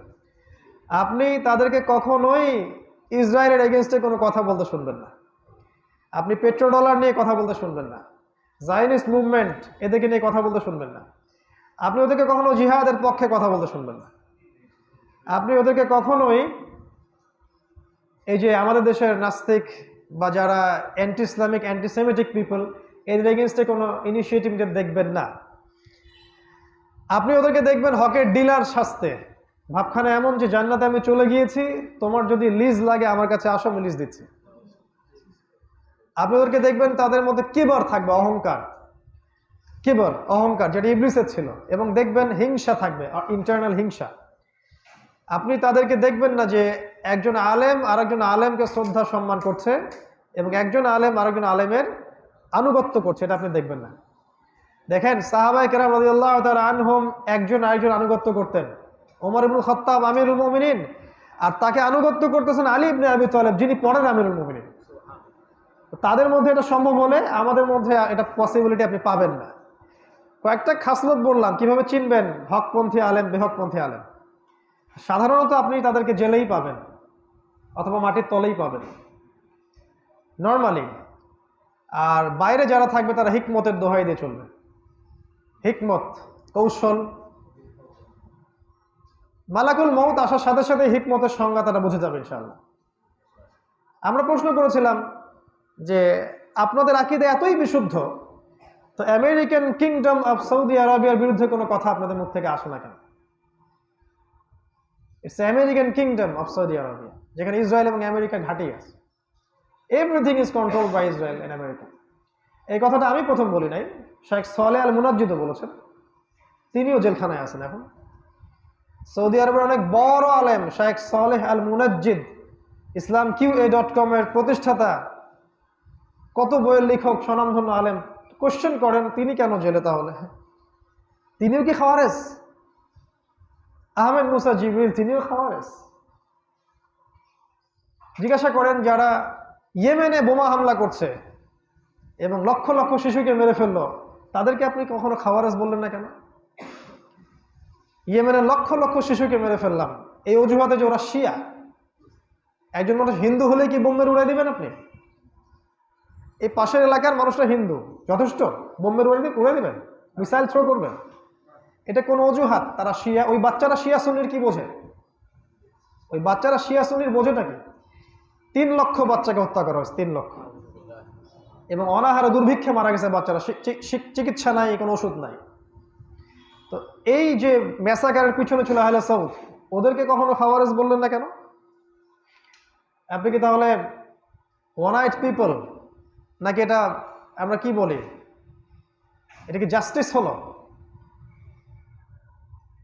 ওকে ফাইন, যারা প্যালেস্টাইনে দীর্ঘদিন ধরে ইসরায়েলের এগেনস্টে যুদ্ধ করছে, লড়াই করছে, আপনারা দেখছেন হাতে কি আছে, ওদের কিছুই নাই। এই মানুষগুলোর পক্ষে কখনো অবস্থান নিচ্ছেন না কেন? আর যারা 19-20 বছর ধরে আমেরিকার এগেনস্টে যুদ্ধ করছে, ওদেরকে কখনো আপনি মুজাহিদ বলে আখ্যা দিলেন না কেন? ওরাও কি খাওয়ারেজ? তাহলে এই যে চিন্তার দৈনতা, এটা আপনাকে স্পষ্ট করে দিবে যে কারা হকপন্থী আলেম, কারা বাতিলপন্থী আলেম। আর বেশি কিছু দরকার নাই। কোনো ইন্ডিভিজুয়াল ব্যক্তিকে নিয়ে তর্ক করতে যায় না, কিছু প্রশ্ন থ্রো করেন, ওকে ফাইন, আপনার আকীদা অনেক সুন্দর, চমৎকার, আপনার সহিহ আকীদার মানুষ, please give me N explanation of Zionist movement. আমাদেরকে জায়নিস্ট মুভমেন্ট সম্পর্কে বলেন, সারা ওয়ার্ল্ডকে যারা শাসন করতেছে। আমাদেরকে বলেন ইসরায়েল কিভাবে রাইজ করলো, এর পিছনে ঘটনাটা কি, কেন ইসরায়েল সারা ওয়ার্ল্ডকে রুল করতেছে, কিভাবে করতেছে, আমাদের কিন্তু বলেন। সৌদি আরবিয়া এবং গলফ কান্ট্রিরা কেন পেট্রো ডলার সিস্টেম দিয়ে বিশ্ব শাসন করতেছে, যেখানে আমার টাকার মান ওদের টাকার মান সমান না? এই অধিকার ওদেরকে কে দিল? এই সম্পত্তির অধিকার কি তাদের না পুরো উম্মার? ওদেরকে বলেন যে কেন আমরা নিজেরা নিউক্লিয়ার ওয়েপেন্সে সমৃদ্ধ হচ্ছি না? কেন আপনারা তাগুদের এগেইনস্টে কোনো কথা বলছেন না? কেন শুধু সহি সহি বলেই যাচ্ছেন, কিন্তু আল্লাহর পথে ফি সাবিলিল্লাহ যারা কাজ করছে ওদেরকে স্বীকৃতি দিচ্ছেন না? কেন, কি কারণে আপনারা ইয়েমেনে হামলা করছেন? কেন আপনি হামাসকে খাওয়ারেজ সংগঠন বলছেন, যদি ওরা হাতে বাটুল দিয়ে যুদ্ধ করছে? ওদের আকীদা না হয় সঠিকই নয়, আপনার আকীদা যদি এতই সঠিক হয়, তাহলে আপনি কেন ওদের বিরুদ্ধে যুদ্ধ করছেন? Please answer me. আপনার আকীদা যদি এতই সঠিক হয়ে থাকে, তাহলে আপনি কেন ফি সাবিলিল্লাহ জিহাদে নাই ইসরায়েলের এগেনস্টে? সৌদি আরবের অস্ত্রশস্ত্র নাই? আপনি সরাসরি ইসরায়েলের এগেনস্টে যুদ্ধ করতে নাই বা পারেন, তাদের বিরুদ্ধে যারা যুদ্ধ করছে ওদেরকে কি সহযোগিতা করেছেন অস্ত্র দিয়ে? নাকি ওরা যখন ইসরায়েল যখন একটা বোম মারবে, ওই বোমে যখন আমাদের লাখ লাখ শিশু মারা যাবে, হাজার হাজার শিশু মারা যাবে, ওদেরকে মেডিসিন কেনার জন্য টাকা দিবেন? এটা আপনার রোল সারা ওয়ার্ল্ডের মধ্যে। তো এই যে আনজাস্টিস চলতেছে সারা ওয়ার্ল্ডের মধ্যে, এটা আপনাকে স্পষ্ট করে দিবে যে আসলে সহি আকীদা কি জিনিস, আর হকপন্থী আলেম কাদেরকে বলে, আর বেহকপন্থী আলেম কাদেরকে বলে। আর আপনি অপেক্ষা করতে থাকেন, সামনের দিনগুলো এগুলো স্পষ্ট করে দিবে ইনশাআল্লাহ তাআলা। এবং আল্লাহ রাব্বুল আলামিন মৃত্যুর পরেই যে জগৎটা আসবে, তখন আল্লাহ সব স্পষ্ট করে দিবেন। দুনিয়াতে যারা অনেক বড় বড় কথা বলেছিলেন, দেখবেন অনেককে আপনি দেখবেন তাদেরকে দিয়ে জাহান্নাম উদ্বোধন করা হচ্ছে, নাউযুবিল্লাহ। আর আমরা জনগণকে বলি বা জনসাধারণকে বলি যেটা, যে পড়তে শিখুন, কোরআন থেকে শুরু করুন, এরপরে হাদিসে আসেন, তারপরে আমি কয়েকটা সাবজেক্ট বলছি। আমি একটু সময় নিয়ে নিয়েছি আর কি এই জায়গাটাতে। আপনাদেরকে ইসলামের ইতিহাস পড়তে হবে। ইসলামের হিস্ট্রিটা না জানলে আপনি হীনমন্যতায় ভুগবেন। আপনি মনে করবেন যে আমরা এমন একটা জাতি যাদের অবস্থা মনে হয় সবসময় এমনই ছিল। আসলে আমরা এমন ছিলাম না ভাই, আমরা কখনোই এমন ছিলাম না। আজকে আমরা মুসলমান তো দূরের কথা, আমরা এখনো মানুষই হইতে পারি নাই। মানুষ, মুসলিম অনেক উঁচু স্তরের শব্দ। একজন মুসলিম আল্লাহর দাস, কোরআন সুন্নাহর এগেইনস্টে সে যাবেই না কখনো। আমরা এখনো মানুষই হইতে পারি না। দেখেন প্রতিবেশীর ওই যে সম্পত্তিটা আত্মসাৎ করলেন, বোনের হকটা দিচ্ছেন না, তাই না? ছোট বোনের সম্পত্তি দিলেন না। মানুষ, নৈতিকতা, মূল্যবোধ, এই যে ভালো মানসিকতা, অন্যের উপকারে এগিয়ে যাওয়া, মানুষের স্বভাব যেগুলা হিন্দুর মধ্যেও আছে, খ্রিস্টানের মধ্যেও আছে, এই যে হিউম্যান বিহেভিয়ারগুলো নাই এখন আমাদের মধ্যে। আপনি খেয়াল করে দেখেন, ঢাকাবাসী আপনাদেরকে বোঝাতে সহজ হয়। সবার মনের মধ্যে একটা অবিশ্বাস কাজ করে, যেন একটা অবিশ্বাসের নগরী এটা, কেউ কাউকে বিশ্বাস করতে পারে না, না জানি আমাকে ঠকাই দিল কিনা। আর মনে হয় একজনকে ঠকাতে পারলে সে জিতে গেল। সব জায়গায় প্রতারণা, অবিশ্বাস, অশ্লীলতা, দেখবেন গীবত, ভালো করে কথাটুকু পর্যন্ত বলে না। একটু জিজ্ঞাসা করলে ভাই এই ঠিকানাটা কোথায়, ভালো করে বলতেও চায় না। মানুষের পর্যায় থেকে আমরা নেমে আসছি অনেক দূরে। মুসলিম তো অনেক উঁচু স্তরের শব্দ। তো আমরা এমন ছিলাম না। আমাদের হিস্ট্রি অনেক হাই প্রোফাইলড, আমরা একটা নেশন। এই ন্যাশনের ইতিহাসটা জানতে হলে শুধু আমি বলবো রাসূলুল্লাহ সাল্লাল্লাহু আলাইহি ওয়াসাল্লামের সিরাতটা পড়েন। সিরাতটা পড়ার পর আবু বকর সিদ্দিক, ওমর, ওসমান, আলী রাদিয়াল্লাহু আনহুম আজমাইন, তাদের যে যুগ, এই যুগের ইতিহাসটা পড়েন। ডক্টর রাগিব সারজানি, ডক্টর আলী মোহাম্মদ সাল্লাভি, আলী হাসান আল নাদভি, আমাদের মুফতি তকি উসমানী, তারপরে আমাদের ইসলামিক ফাউন্ডেশন অনেক বইগুলো আছে। এই বইগুলো একসাথে করেন, হিস্ট্রির অনেকগুলো বই পাবেন। ইতিহাস না জানলে আপনি আপনার শেকড়টা চিনতে পারবেন না, আমরা কোন জাতি। তখন আপনি হীনমন্যতায় ভুগবেন, যেটা আমাদের এখন মানে স্বভাব হয়ে গেছে আর কি, আমরা হীনমন্যতায় ভুগি। একটা সাবজেক্ট বলবো ওয়ার্ল্ড হিস্ট্রি, বিশ্বের ইতিহাসটা জানা দরকার। এটার জন্য কি করবেন? ঢাকা ইউনিভার্সিটিতে যান বা জাহাঙ্গীরনগরে যান বা জগন্নাথে যান, ক্লাসিক্যাল কিছু বই পাওয়া যায় হিস্ট্রির, ওয়ার্ল্ড হিস্ট্রি ক্লাসিক্যাল বই। এগুলোই তারা পড়ায় ওদের ফ্যাকাল্টির মধ্যে। এগুলোর মধ্যে অনেক নলেজ আছে যেগুলো আপনি ইতিহাসটাকে কোরআনের সাথে মিলাবেন। ওদের ভিউজটা কেমন, ওরা গ্রিক পশ্চিমা সভ্যতাকে বেশি হাইলাইট করে। আমরা জানি আমাদের শেকড়টা কি, এই জন্য ইসলামিক হিস্ট্রি আগে পড়ে নেবেন, তারপর এটা পড়বেন, দেখবেন যে আপনি অ্যাডজাস্ট করতে পারছেন ইনশাআল্লাহ। অলসতার কারণে আমি করতে পারি না, কিন্তু বিশ্বাস করেন এদের যে ফিলোসফিগুলো আছে, এদের যে সেকুলারিজম, এদের কমিউনিজম, এদের ন্যাশনালিজম, ডেমোক্রেসি, যত ফিলোসফি আছে, এইগুলোর এগেনস্টে একটা বই আমি ইনস্ট্যান্ট লিখতে পারবো ইনশাআল্লাহ, ইসলামিক ফিলোসফি। ওদেরগুলো আমার পড়া আছে, আর ইসলামটা আমরা এখন বুঝি, শুধুমাত্র অলসতার কারণে লিখতে পারি না। আমানত আল্লাহ পাক যা দিয়েছেন, এটার পুরো খেয়ানত হচ্ছে আমার দ্বারা। দোয়া করবেন আমার জন্য যেন আমানত রক্ষা করতে পারে। আমরা আজকেও ফিল করতেছিলাম যে আল্লাহ পাক যতটুকু পটেনশিয়াল দিয়েছেন, সময়, সুযোগ, তৌফিক, তার মনে হয় 10% কাজে লাগাতে পারছি না আমরা। আমি নিজের কথা বলছি, মানুষকে কথা বলার দরকারই নাই, নিজেকে দিয়ে বোঝা যায় ইসলাম কি, আমি কোথায় আছি। 10%ও কাজে লাগাতে পারছি না। যদি এটা 80% কাজে লাগাতে পারতাম, হয়তো আজকে আরো অনেক খেদমত করা যেত দিনের জন্য। অনেক প্ল্যান, অনেক প্রজেক্ট দেখবেন আপনার মাথা থেকেও বের হবে। এতিম প্রজেক্ট, বিধবাদের প্রজেক্ট, সেলাই মেশিনের প্রজেক্ট, হালাল অর্থনীতি, কৃষিভিত্তিক ইকোনমি, অনেক প্রজেক্ট বের করতে পারবেন মাথা থেকে। পোটেনশিয়াল আমাদের মধ্যে আছে, কিন্তু দেখেন কত পার্সেন্ট আমরা বাস্তবে ইমপ্লিমেন্ট করি? 5%, 10%। আর ইমপ্লিমেন্ট করার পর ধরে রাখতে পারি কয়জন? 2% মানুষ। এই জন্য উম্মার আজকের এই অবস্থার পেছনে আমরা সবাই দায়ী। আসলে আমিও দায়ী, আপনিও দায়ী, আমরা সবাই দায়ী। হিস্ট্রিটা পড়েন আল্লাহর ওয়াস্তে। এরপর একটা সাবজেক্ট বলবো ইসলামিক ইকোনমিক্স। এটা না জানলে আপনি ওয়ার্ল্ড বুঝতে পারবেন না। আমাদেরকে 8 বছর পড়িয়েছে, 6 বছর পড়িয়েছে ইংরেজির সাথে economics, sociology, political science, geopolitics. 6 বছর। ইকোনমিক্স না জানলে আপনি সত্যিকার অর্থেই world bank, IMF, Islamic economics section এগুলো বুঝতে পারবেন না। আপনি বলছেন, আমরা বলে আসছি যে পেপার মানি কলাপস করবে, কিছু মানুষ এটা শুনে হাসতেছে। পেপার মানি কেমন করে কলাপস করতে পারে? আমরা বলছি সব ইলেকট্রনিক মানি হয়ে যাবে, ওরা হাসতেছে। আরো এক ধাপ এগিয়ে বলছি যে সবকিছু যাবে ডিজিটাল মানিতে, বিটকয়েন টাইপের। প্রথম হাসতো, এখন হাসে না, দেখতেছে হ্যাঁ বাজারে আসতেছে বিটকয়েন। আমরা বলেছি যে পুরো ব্যাংকিং সিস্টেমটাই কলাপস করে যাবে, নো ব্যাংকিং সিস্টেম হোয়াটসোএভার, একটা ব্যাংকিং সিস্টেমও থাকবে না। মানুষ হাসতেছে। আমরা শুধু ইকোনমিক্সের নলেজ থেকে এটা বলি নাই, ইসলামিক ইকোনমিক্সের সাথে এন্ড টাইমসের জ্ঞানটা একত্রিত করে বলেছে। আমরা জানি ঈসা আলাইহিস সালাম এসে ব্যাংকের চেক লিখবেন না। ডু ইউ রিয়েলি থিংক যে ঈসা আলাইহিস সালাম এসে ব্যাংকের চেক লিখবেন, টাকা তুলবেন ব্যাংক থেকে? আপনার মনে হয় ঈসা ইবনে মারিয়াম এসে ইউনাইটেড নেশনসের জাতিসংঘের পদের জন্য অ্যাপ্লাই করবে? কি মনে করেন না? উনি কি ডলার দিয়ে কেনা বেচা করবে? আখিরুজ্জামানের জ্ঞানটার জন্য দরকার ইকোনমিক্সটা পড়েন, এর সাথে কার বই পড়বেন? আল্লামা তকী উসমানী বেস্ট। অনেকে বলবেন যে না উনি হানাফি ঘরানার পড়ার দরকার নেই, বাট আমি আমার মানুষ নই, আমাকে আমার ভিউ নিয়ে থাকতে দেন। যদি আপনি একমত না হন, লিভ মি অ্যালোন, কোনো সমস্যা নেই। উনি বেটার, ইকোনমিক্সের উপর অনেক দক্ষতা আছে। বাংলাদেশে অনেক ওলামা কেরাম আছেন ইকোনমিক্স পড়ান, তাদের বইও পড়তে পারেন। তবে ইকোনমিক্সের উপর সবচেয়ে ওস্তাদ একজন বস পাবলিক আছেন, শাইখ ইমরান হুসাইন। তার অনেক কনস্পিরেসি থিওরি আছে, ঠিক আছে। তিনি অনেক কিছু মতামত দিয়েছেন যেটা হয়তো বা কনভেনশনাল না। তিনি বলেছেন দাজ্জাল নিয়ে একটা কথা বলেছেন, ইয়াজুজ মাজুজ নিয়ে একটা কথা বলেছেন।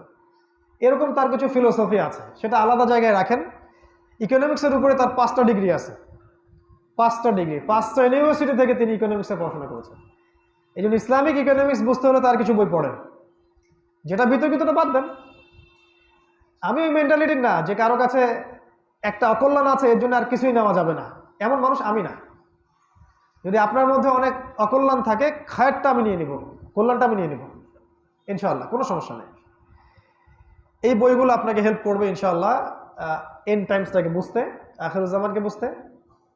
আর বলবো আরেকটা সাবজেক্ট, এই যে ফিকহ, ইসলামিক ফিকহ, এটা পড়বেন। রাসূলের সিরাত এবং জিওপলিটিক্স, এটা আপনারা জানেন, যারা জেনারেল লাইনে ব্যাকগ্রাউন্ডে আছেন তারা জানেন। জিওপলিটিক্স বলতে আমি কি বোঝাচ্ছি? আমি বোঝাচ্ছি ভূ রাজনৈতিক প্রেক্ষাপটটা পড়বেন। এটা আলাদা ডিপার্টমেন্ট আছে না, IR, ইন্টারন্যাশনাল রিলেশনশিপস, আপনাদের ডিপার্টমেন্ট আছে, এখানে পড়তে পারেন, এই বইগুলো পড়তে পারেন। তবে একটা ওয়ার্ন করব যে ওদের বইগুলো থেকে ব্রেন ওয়াশড হবেন না। আপনাকে ওই জ্ঞানটার সাথে কোরআন সুন্নাহকে মেলাতে হবে। যেমন একটা এক্সাম্পল দিচ্ছি, ইজি করে দিচ্ছি। ওদের দৃষ্টিতে আমেরিকা, পশ্চিমা সভ্যতা, এইগুলো হচ্ছে সভ্যতার মানদণ্ড, তাই না? ওরা এগুলোকে হাইলাইট করে ওদের বইগুলোতে। আমরা সূরা মাইদায় চলে আসবো। সূরা মাইদা আল্লাহ পাক বলেছেন লা তাত্তাখিদুল ইয়াহুদা ওয়ান নাসারা আউলিয়া। অর্থ তো বুঝেন, ইহুদ এবং নাসারাদেরকে বন্ধুরূপে কশ্চিনকালেও গ্রহণ করো না। আল্লাহর আদেশ। করোনা মানে কি? করোনা আদেশ, আদেশটাই কিন্তু ফরজ পর্যায়ে, তাই না?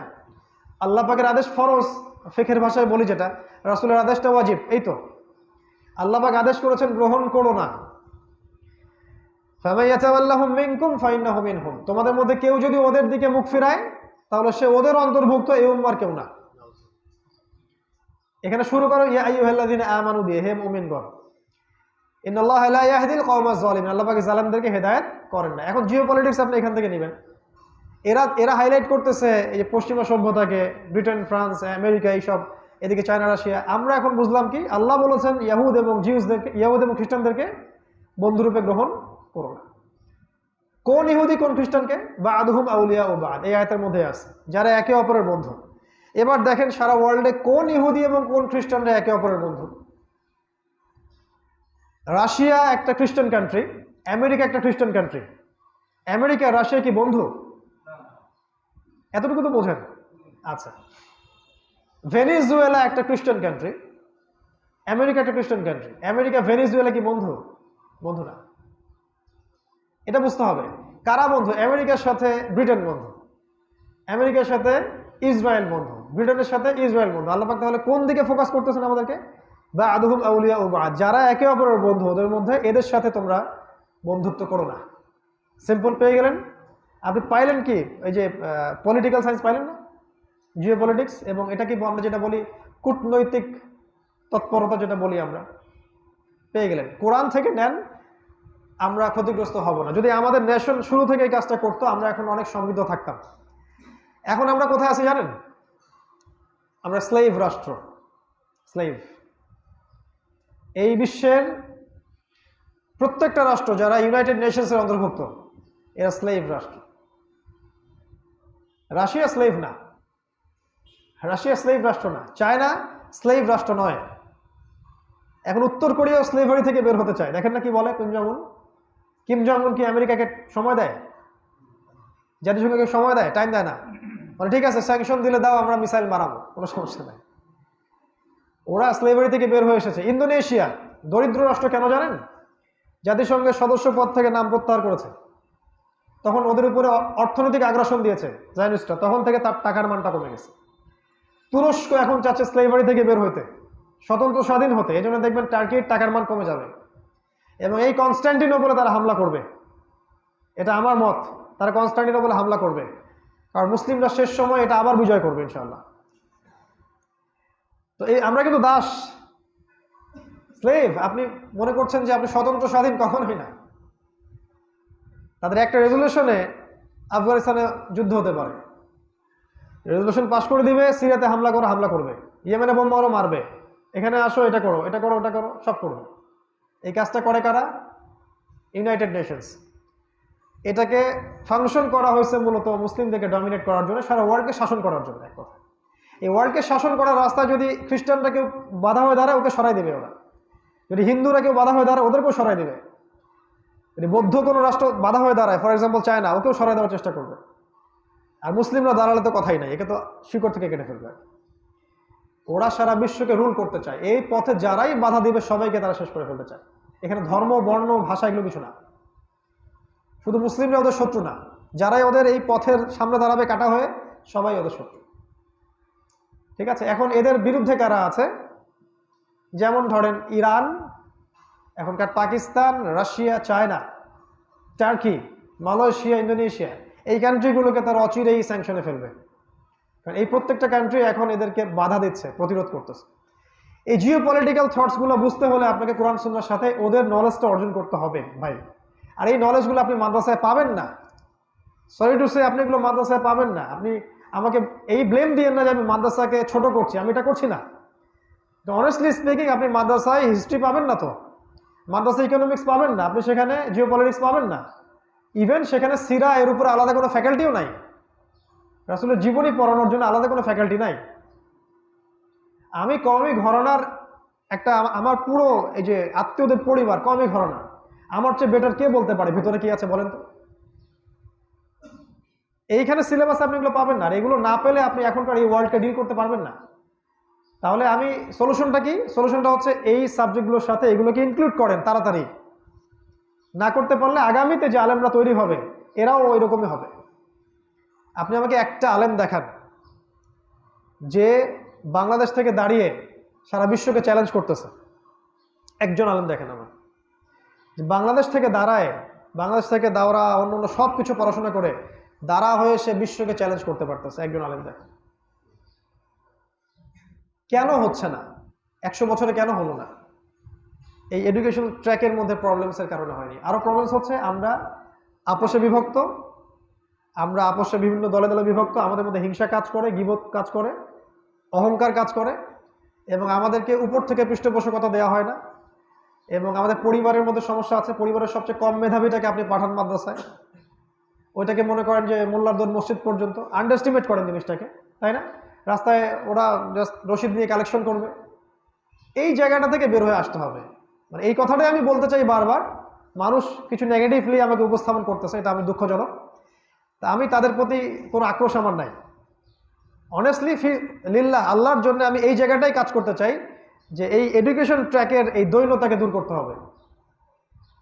এমন এমন ইনস্টিটিউশন দরকার, সিলেবাস দরকার, যেগুলো আগামী 10 বছর পর বা 15 বছর পর আপনাকে সত্যিকার আলেম প্রডিউস করে দেখাবে ইনশাআল্লাহ তাআলা। সেটা যদি আমরা হতে না পারি, আফসোস নাই, আমাদের বাচ্চারা হবে ইনশাআল্লাহ। তখন এরাও থাকবে না, হয়তো আমরাও থাকবো না, কিন্তু দেখবেন আপনার ছেলে ঠিকই ওয়ার্ল্ডকে নেতৃত্ব দিচ্ছে। এটা নিয়ে আমরা যদি ফিকির না করি, সমস্যা আছে। এই পড়াশোনার এই জায়গাটা এই জন্য কথা বললাম যে এই পড়াশোনাগুলো ছাড়া আপনি এন্ড টাইমসটা বুঝতে পারবেন না। আর এর সাথে আলামাতুস সাআহ, শেষ জামানার জ্ঞানগুলো অর্জন করতে হবে। শেষ জামানা নিয়ে কনস্ট্রাকটিভ কোনো বই নাই। আপনি দেখবেন নবী সাল্লাল্লাহু আলাইহি ওয়াসাল্লাম বলেছেন যে সবচেয়ে বড় ফিতনা মাসিহুদ দাজ্জাল। মনে আছে আপনাদের? আচ্ছা। আর দাজ্জাল কোথা থেকে বের হবে এই নিয়ে বিতর্ক শুরু হয়েছে, তাই না? একটা হাদিস থেকে একটা মাসআলা ইস্তেমবাদ করা যায়? একটা মাসআলা ইস্তেমবাদ করতে হলে অনেকগুলো হাদিসকে একসাথে করে তারপর একটা রেজাল্ট দিতে হয়। আমরা যদি একটা হাদিস বলি যে দাজ্জাল বের হবে ইরাক এবং শামের মাঝখানে দ্বীপ থেকে, এবার মিলান, কিভাবে মিলাবেন? আরেকটা হাদিস যদি বলি রাসূলুল্লাহ সাল্লাল্লাহু আলাইহি ওয়াসাল্লাম মদিনায় ইবনে সাইয়্যিদকে দাজ্জাল মনে করেছিলেন, তাহলে ইবনে সাইয়্যিদ ওখানে কি করে? মদিনা কি খোরাসানের মধ্যে? অ্যান্সার আছে কোনো? আসলে কিন্তু অ্যান্সার নাই। এই জিনিসগুলোর একটা হারমোনিয়াস কানেকশন দরকার। আমি বলতে চাচ্ছি একটা বিষয়ে একটা হাদিস থেকে ফয়সালা আসা যায় না, অনেকগুলো হাদিসকে একসাথে করে একটা ফয়সালা আসতে হয়, ওটা আলাদা ইস্যু। আমি যেটা বলতে চাচ্ছি সেটা হচ্ছে যে এই মাসিহুদ দাজ্জালকে নিয়ে আপনি কোনো ফ্যাকাল্টি পাবেন না, কোনো আলাদা শাস্ত্র পাবেন না, কোনো কনস্ট্রাকটিভ বই আপনি পাবেন না। মানে এমন একটা বই যেটা আপনাকে খোলাসা করে দিবে। কোনো মাদ্রাসায় কোনো সাবজেক্ট দাজ্জাল এরকম সাবজেক্ট আছে? নাই। কিন্তু আমাদের নবী বলেছেন সাল্লাল্লাহু আলাইহি ওয়াসাল্লাম সবচেয়ে বড় ফিতনা কিয়ামতের আগে, সবচেয়ে বড় ফিতনাকে নিয়ে আমাদের কোনো পড়াশোনা নাই, কোনো মাথা ব্যথা নাই, কোনো চিন্তা নাই, কোনো বইও নাই, কোনো শাস্ত্রও নাই যে ফিকহ একটা শাস্ত্র, হিস্ট্রি একটা শাস্ত্র, সিরাত একটা শাস্ত্র নাই। তাহলে কিভাবে আমরা ওটা নিয়ে জ্ঞান অর্জন করতে পারি? তো এন্ড টাইমসকে বুঝতে হলে এই পড়াশোনাগুলো করতে হবে। আরেকটা বিষয় হলো শুধু পড়াশোনা না, এই জায়গাটা একটু ভালো করে বোঝেন। এগুলো হচ্ছে আপনার তাত্ত্বিক জ্ঞান আপনাকে দিবে। আল্লাহর পক্ষ থেকে একটা নূর আর বাসিরার দরকার আছে, একটা হিকমা, একটা প্রজ্ঞার দরকার আছে। এটা বয়সের সাথে সাথে ডেভেলপ করে, ঠিক আছে, আমাদের এখনো সেই বয়স হয়নি। 40 বছরের আগে সাধারণত এরকম উঁচু লেভেলের হিকমা প্রজ্ঞা মানুষের আসে না। সাধারণত বিয়ে না করলে আসে না, বিয়েও করতে হয়, একাধিক করলে আরো বেশি প্রজ্ঞা আসে। এটা বলতেও তো আলেম ওলামা ভয় পায়, ব্যাকবোন শক্ত থাকতে হয়। এগুলো হারানোর সুন্নাহ যেন হারিয়ে যাচ্ছে, তাই না? মানে কেউ যদি এটা করে তাহলে মনে হয় যে সমাজের সবচেয়ে নিকৃষ্ট প্রাণী। মানে এখনকার ওয়েস্টার্ন কালচার শিখিয়েছে যে একজন noble man can marry only a girl, একটা মেয়েকেই একটা ছেলে বিয়ে করতে পারে। একটা অনেস্ট মানুষ, নোবেল মানুষ ক্যানট ম্যারি প্লুরাল ম্যারেজ, একাধিক বিয়ে সে করতে পারে না। এই কনসেপ্টটা কে দিয়েছে বলেন তাহলে? ও পশ্চিমারা দিয়েছে। তো আমি বলতে চাচ্ছি যে এগুলো আপনাকে প্রজ্ঞা দিবে, বিয়ে, আপনার মনের স্থিরতা, এই পড়াশোনাগুলো, এবং তখন আপনার মনের মধ্যে নূর আসবে ইনশাআল্লাহ তাআলা, যখন আমি সূরা নূরের উপর আমল করবো আর কি। সূরা নূরের উপর আমল বোঝেন? আজকে বাসায় গিয়ে, আচ্ছা একটা চ্যালেঞ্জ নেই, আমিও পড়বো ইনশাআল্লাহ, আপনারা পড়েন সূরা নূর পুরোটা পড়বেন অর্থ সহ ইনশাআল্লাহ। দেখবেন ওখানে আল্লাহ পাক কি করতে বলছেন আর কি করতে নিষেধ করছেন। আল্লাহ যা করতে বলছেন সেটা করলে নূর পাওয়া যাবে, আল্লাহ যা করতে নিষেধ করছেন না করলে নূর পাওয়া যাবে ইনশাআল্লাহ। এটাই সূরা নূর। দেখেন খেয়াল করে, ওখানে বলা হয়েছে যে চোখ নামাও। একটা খারাপ মেয়ের, মানে নগ্ন মেয়ের দিকে চোখ পড়লে মনের মধ্যে নূর চলে যায় না? খেয়াল করছেন না? এটা তো সবার ক্ষেত্রে, আমার ক্ষেত্রে হয়েছে। আমরা তো আর চোখ বাসা রেখে ঘুরি না। আর ঢাকা শহরে মেয়েকে তো দেখতে হয় না, মেয়েরাই উল্টা সামনে আসে। গেট আপ তো এমন যেন কাপড় তো নাই। তো দেখবেন যে আপনি বাসায় এক পারা কোরআন পড়ে আসছেন, মনটা ভালো আছে, বাসা বাইরে বের হবেন দেখবেন নূর চলে গেছে। কিন্তু সূরা নূর বলছে নামাও। নামাতে পারলে নূর পাওয়া যাবে। তো সূরা নূরের যে আয়াতগুলো আছে এগুলোর উপর আমল করলে নূর পাওয়া যাবে ইনশাআল্লাহ। আর কয়েকটা সোর্স আছে, এটা আমার মত আর কি, আমার মনে হয়েছে যে এভাবে নূর পাওয়া যায়। আমি ভুলও হতে পারি, সঠিকও হতে পারি। মানুষের গীবত করলে নূর চলে যায়, আমার কাছে মনে হয়। মানুষের নামে তহমত দিলে, অপবাদ দিলে নূর চলে যায়। খুব রাগ হলে নূর চলে যায়। বাসায় কারোর সাথে রাগারাগি করছেন, খুব রাগ, দেখবেন যে সারাদিন দাওয়াতি কাজে নূরটা চলে গেছে। এটা আমার একটা প্রবলেম, খুব কন্ট্রোল করতে হয়। ওমর ইবনুল খাত্তাব প্রচণ্ড রাগী মানুষ ছিলেন, পরিবারে গিয়ে কন্ট্রোল করতেন নিজেকে। আল্লাহ ছাড়া কারোর জন্য রাগ হতেন না। তার ছেলে জিনা করেছিল নাউজুবিল্লাহ, তিনি নিজে সেই বেত্রাঘাত করেছিলেন। তার রাগের কারণে যে শক্তি, এতে তার ছেলে মারা গেছে। নিজের ছেলেকে তিনি কাজী হয়ে বেত্রাঘাত করছেন, সেই ছেলে মারা গেছে। পরে ছেলেকে ধরে তিনি কান্নাকাটি করছেন। রাগ হলে নূর কমে যায়, হিংসা করলে কমে যায়, গীবত তহমত দিলে নূর কমে যায়, মিথ্যা অপবাদ দিলে নূর কমে যায়, বেপর্দায় চলে নূর কমে যায়। আমার কাছে মনে হয় গান বাজনা শুনলে, অহেতুক টিভি সিরিয়াল দেখলে হৃদয়ের নূরগুলো চলে যায়। আসলে আপনারাও ফিল করবেন, এইগুলো থেকে যদি বের হয়ে আসতে পারি এবং অহংকার না থাকে মনের মধ্যে, বিনয় থাকে, কোনো আলেম বা কাউকে হিংসা করি না, গীবত তহমতে যাই না, সমালোচনা অযথা তর্কে যাই না, ইনশাআল্লাহ দেখবেন আল্লাহ পাক নূর দান করবেন। তাহলে কয়টা সোর্স? এই যে পড়াশোনার সাবজেক্টগুলো বললাম একটা একটা করে, মনে আছে সাবজেক্টগুলো? কোরআন, সুন্নাহ, কোরআনের সাথে তাফসির, সুন্নাহ, হাদিস, আপনার ফিকহ, Islamic history, world history, economics, geopolitics এবং সিরাত। এই সাবজেক্টগুলো যদি পড়ি, এর সাথে যদি আমরা নূর অর্জনের মানদণ্ডগুলো মেনে চলি, ইনশাআল্লাহ আল্লাহ পাকের পক্ষ থেকে হিকমা বাসিরা আসবে। তখন আপনি ইনশাআল্লাহ তাআলা আপনি অনেক দূর পর্যন্ত দেখতে পারবেন ইনশাআল্লাহ। আমি দাবি করছি না যে আমি অনেক দূর পর্যন্ত দেখতে পারছি এখনই, তবে আমি ওই ট্র্যাকের মধ্যে আছি, আমি চেষ্টা করছি। 40 বছর না হওয়া পর্যন্ত এটা অ্যাচিভ করা সম্ভব না, কারণ 40-এর আগে কেউ নবী হননি। আমরা যতই কথা বলি, জ্ঞানী কথা বলি না কেন, এখানে যারা 40+ মানুষ আছেন, তাদের জ্ঞান অভিজ্ঞতার সামনে আমাদের জ্ঞান কিছুই না। আসলে তাদের এক্সপিরিয়েন্স বলে একটা কথা আছে, ঠিক আছে? তাদেরকে পরামর্শ না নিয়ে, তাদের সাথে আলোচনা না করে আবার কোনো ইনিশিয়েটিভ নেওয়া যায় না। তবে ওই লেভেলে আবু জেহেল মার্কা অনেক মানুষও থাকে, এটা আলাদা বিষয়। আল্লাহ রাব্বুল আলামিন তার রাসূলকে ইয়াং জেনারেশনকে দিয়ে ইসলামে বিজয় দিয়েছিলেন, তখন ইয়াং জেনারেশন বেশি ছিল। তো ইয়াংদেরকে ব্যবহার করতে হবে আল্লাহর পথে। এই পড়াশোনাগুলো করার পরে আমরা এন্ড টাইমসটা বুঝতে পারবো ইনশাআল্লাহ। আজকে যে টপিকটা আপনারা দিয়েছেন, এই টপিকের কনক্লুশন হচ্ছে এই, আমার স্টেটমেন্টগুলো আমি বলে দিচ্ছি।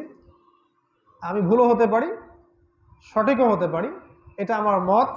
আমি শুরু থেকে বলেছি, from the very first month আমি বলেছি, স্টেটমেন্ট দিয়েছিলাম, ফেসবুকে স্ট্যাটাসও দিয়েছিলাম, যে এই সিচুয়েশনটা ম্যানমেড সিচুয়েশন। এটা গোলায় ফেলবেন না। আল্লাহ পাক একটা জালেমকে দিয়ে আরেকটা জালেমকে শাস্তি দিতে পারেন। আল্লাহ পাক এক জালেমকে দিয়ে আরেক জালেমকে শাস্তি দিতে পারেন। ফর এক্সাম্পল, মানুষ নিউক্লিয়ার ওয়েপেন্স তৈরি করছে, এখন কেউ যদি এই পারমাণবিক যুদ্ধের দিকে যায়, একটা বোম পড়ে, তাহলে আমরা কি বলবো যে এই বোম পড়াটা শুধুমাত্র আল্লাহর গজব? কথা বুঝতে পারেন না? বোম পড়াটা শুধু আল্লাহর গজব, এটা কি বলবো? নিঃসন্দেহের পিছনে মানুষও কাজ করেছে, মানুষ তো তৈরি করছে বোমটা, এবং একটা দেশ আরেকটা দেশের এগেইনস্টে বোমটা ফেলছে, তারপরে ফলাফল জনগণ ভোগ করছে। আল্লাহ পাক এই পুরো সিস্টেমটার মধ্য দিয়ে এই জনপদটাকে শাস্তি দিয়েছে। কথা ঠিক আছে? আমার কাছে করোনাকে এর বেশি কিছু মনে হয় না। আমি বলেছি এটা ম্যানুফ্যাকচার, এর পিছনে আমার অনেক লজিক আছে এবং যুক্তি আছে এবং দলিলও আছে। যেমন সারা ওয়ার্ল্ড ওয়াইড কখনো এমন সিচুয়েশন হয়নি যে একটা ভাইরাস সারা বিশ্বে ছড়িয়ে পড়ছে, এটা হিস্ট্রিতে প্রথমবার। কোনোদিন এমন হয়নি, কখনো না। আল্লাহ রাব্বুল আলামিন তার যে গজবগুলো পাঠিয়েছেন, মহামারীগুলো হিস্ট্রিতে, এইগুলো একটা নির্দিষ্ট সম্প্রদায়, নির্দিষ্ট গোত্রের ক্ষেত্রে ছিল, এবং আল্লাহ পাক র্যাপিডলি ওদেরকে ধ্বংস করেছেন। এমন হয়নি আল্লাহর গজবে একটা মহামারী এসেছে, কেউ বেঁচে আছে কেউ বেঁচে নাই, কারো জ্বর আসছে কারো জ্বর আসছে না, কারো কোনো সিমটমই দেখা দিচ্ছে না, এমন কখনো হয়নি। যখন ম্যানুফ্যাকচার, তখন এক একজনের মাঝে এক এক রকম ক্রিয়া করছে। কারো ইমিউনিটি সিস্টেম স্ট্রং, তার কাছে তেমন একটা ক্রিয়া করছে না। কারো আগে থেকে অনেক রোগ ব্যাধি আছে, সে ডেড। আপনি চিন্তা করে দেখেন, লাস্ট 1 বছরে আপনি সব জায়গায় ঘুরেছেন, আমার কথাই বলছি, সারা দেশেই ঘুরেছেন, একটা দিনও জ্বরে ভুগেনি, আলহামদুলিল্লাহ। তো নিঃসন্দেহে আমার ভিতরে ভাইরাস আপনি টেস্ট করলে পজিটিভই পাবেন, এখনো টেস্ট করলে পজিটিভ পাবেন, কিন্তু আমার মধ্যে ইফেক্ট নাই কেন? নিঃসন্দেহে সেই ভাইরাস কারো হুকুম মেনে চলে এবং এক একটা মানুষের মধ্যে এক এক রকম ক্রিয়া সে করছে। নাম্বার টু পয়েন্ট হচ্ছে যে এটার মধ্য দিয়ে সারা ওয়ার্ল্ডের ইকোনমিটাকে কলাপস করার চেষ্টা করা হয়েছে। ইকোনমিক পুরো নিয়ন্ত্রণটা একটা গোষ্ঠী নিয়ে নিয়েছে সারা ওয়ার্ল্ডের, এবং এটা সব শেষ নয়, এরপরে তারা আরো সুযোগ সুবিধা মতো ভাইরাস লঞ্চ করবে ইনশাআল্লাহ তাআলা। বিভিন্ন সময় বিভিন্ন সুযোগে এরকম ভাইরাস আরো আসতে থাকবে, যেহেতু এর চেয়ে ডেডলিয়েস্ট ভাইরাস তারা ছাড়তে পারে। আমি কোনো স্বপ্নের কথা বলছি না, আমি আমার জিওপলিটিক্যাল থটস থেকে বলছি। এবং এই ভাইরাসের সবচেয়ে লাভবান হয়েছে একটা রাষ্ট্র, সেটা হল ইসরায়েল, চায়না নয়। আপনি মনে করছেন চায়নার ইকোনমি সমৃদ্ধ হচ্ছে? না, তারা নিউক্লিয়ার যুদ্ধ চায়। নিউক্লিয়ার যুদ্ধটা তারা বাধাতে চায় মূলত চায়না, রাশিয়ার সাথে আমেরিকা এবং ন্যাটোর। এটা আমাদের মাস্টার প্ল্যান। এর মধ্য দিয়ে তারা চায় এই সভ্যতার পতন এবং ইসরায়েলি সভ্যতার উত্থান। আমি বারবার বলেছি যে মাসিহুদ দাজ্জাল জেরুজালেম থেকেই বিশ্ব শাসন করবে। সে কোথা থেকে বের হবে সেটা ভুলে যান, সে ওখান থেকে বিশ্ব শাসন করবে এবং জিউসরা তাকে নিয়ন্ত্রণ, তার অনুসরণ করবে। আপনি জিউসদের অবস্থা দেখেন, ওদের কোনো দেশ ছিল না, আজকে ওদের দেশ আছে। ওরা একত্রিত ছিল না, আজকে তারা একটা দেশে একত্রিত। ওদের কোনো শক্তি ছিল না, আজকে ওরা সব নিয়ন্ত্রণ করছে। নেতানিয়াহুর কালকের স্পিচ দেখলাম, সে বলছে, গর্ব করে বলছে যে বিগত 10 বছরে আমরা ওয়ার্ল্ডের প্রোগ্রেসের সবচেয়ে চরম জায়গায় চলে আসছি। সে নিজেই বলছে এরকম জায়গায় ইসরায়েল কখনো ছিল না। সেখানে আপনি ফেস মাস্ক পাবেন না, সেখান থেকে ভ্যাকসিনেশন প্রোগ্রাম আগেই লঞ্চ করা, আর ভালো ভালো ভ্যাকসিন ওদের কাছে আগে থেকে চলে যাবে। হাইড অ্যান্ড সিক অনেক কিছু হবে, এবং এটা লাস্ট ভাইরাস নয়, আরো ভাইরাস আসবে, আর নতুন নতুন নামকরণ করা হবে যতক্ষণ পর্যন্ত না তাদের উদ্দেশ্য সফল হয়। ইকোনমিক স্যাংশন দেওয়ার উদ্দেশ্য আছে ওদের। আরো স্টেটমেন্ট হচ্ছে আমার এরকম যে এগুলো মানব জাতির জনসংখ্যাকে কমিয়ে ফেলবে, ওয়ার্ল্ড পপুলেশনকে কমানোর প্ল্যান আছে ওদের, ওয়ার্ল্ডের পপুলেশনকে কমানোর প্ল্যান আছে। কিছু বিষয় দেখবেন তারা সংখ্যা গণনাতে খুব পারদর্শী, কতজন মারা গেল, কতজন এফেক্টেড হলো, সবাইকে আতঙ্কিত করতে চাচ্ছে ব্যাপারটা। Someone died in heart stroke, কেউ হার্ট স্ট্রোকে মারা গেছে, লিখে দিল করোনায় মারা গেছে। সারা দেশে এবং সারা বিশ্বে বহু মানুষ দৈনন্দিন জীবনে রোড অ্যাক্সিডেন্টে মারা যাচ্ছে, শত শত মানুষ আত্মহত্যায় মারা যাচ্ছে, কিন্তু তারা এই জায়গায় কাউন্টিংসটাতে খুব পারদর্শী। এখানে মানব জাতিকে একটু ভীতির মধ্যে রাখার ব্যাপার আছে। দরিদ্র যে রাষ্ট্রগুলো আছে একে ইকোনমিক স্যাংশনে ফেলা হবে, এতে করে ইকোনমিক যে আপনার ক্ষমতা, এইদিকে মানুষ ঝুঁকে যাবে তাদের দিকে। আমার মত এটা মানুষকে আস্তে আস্তে মালহামার দিকে নিয়ে যাবে, এবং এটা রাতারাতি উঠে যাবে না, এটা থাকবে আরো অনেক সময় পর্যন্ত। আল্লাহু আ'লাম কতদিন পর্যন্ত, আল্লাহ ভালো জানেন। আমার মত হচ্ছে এটা আরো সাস্টেইন করবে, এবং নতুন নতুন নামে নতুন নতুন ভার্সনে এগুলো আরো বের হতে থাকবে যতক্ষণ না ওদের উদ্দেশ্য সফল হয়। উদ্দেশ্যটা আমি বারবার বলছি, নিউক্লিয়ার যুদ্ধ, যেটাকে আমরা মালহামা বলছি। কি করবেন? 1 নম্বর বলেছিলাম, গ্রামের দিকে প্ল্যান বি রেডি করে রাখেন। আপনি শহরের মানুষ এটাকে ফেস করেন, গ্রামের মানুষ এত বোঝে না এগুলা, তারা অনেক হেলদি এবং অনেক স্ট্রং থাকে। 2 নাম্বার, প্রফেটিক লাইফ লিড করতে হবে। রাসূলুল্লাহ সাল্লাল্লাহু আলাইহি ওয়াসাল্লাম যেভাবে দিনরাত পার করতেন, সেইভাবে দিনরাত পার করলে আপনার ইমিউনিটি সিস্টেম অনেক স্ট্রং হবে ইনশাআল্লাহ। 2 নাম্বার। 3 নাম্বার হচ্ছে আপনার কোনো রকম ম্যানুফ্যাকচার্ড খাবার আপনি খেতে যাবেন না। ম্যানুফ্যাকচার্ড খাবার মানে ন্যাচারাল না, যেগুলো অর্গানিক না, এইসব খাবার খায়েন না, আপনার ইমিউনিটি সিস্টেমকে ধ্বংস করে দিবে এরা। সামান্য জ্বর সর্দি কাশিতে মানুষ মারা যাবে। 4 নাম্বার, হার্বাল যে বিষয়গুলো আছে, প্রাকৃতিক চিকিৎসা এখানে চলে যাবে।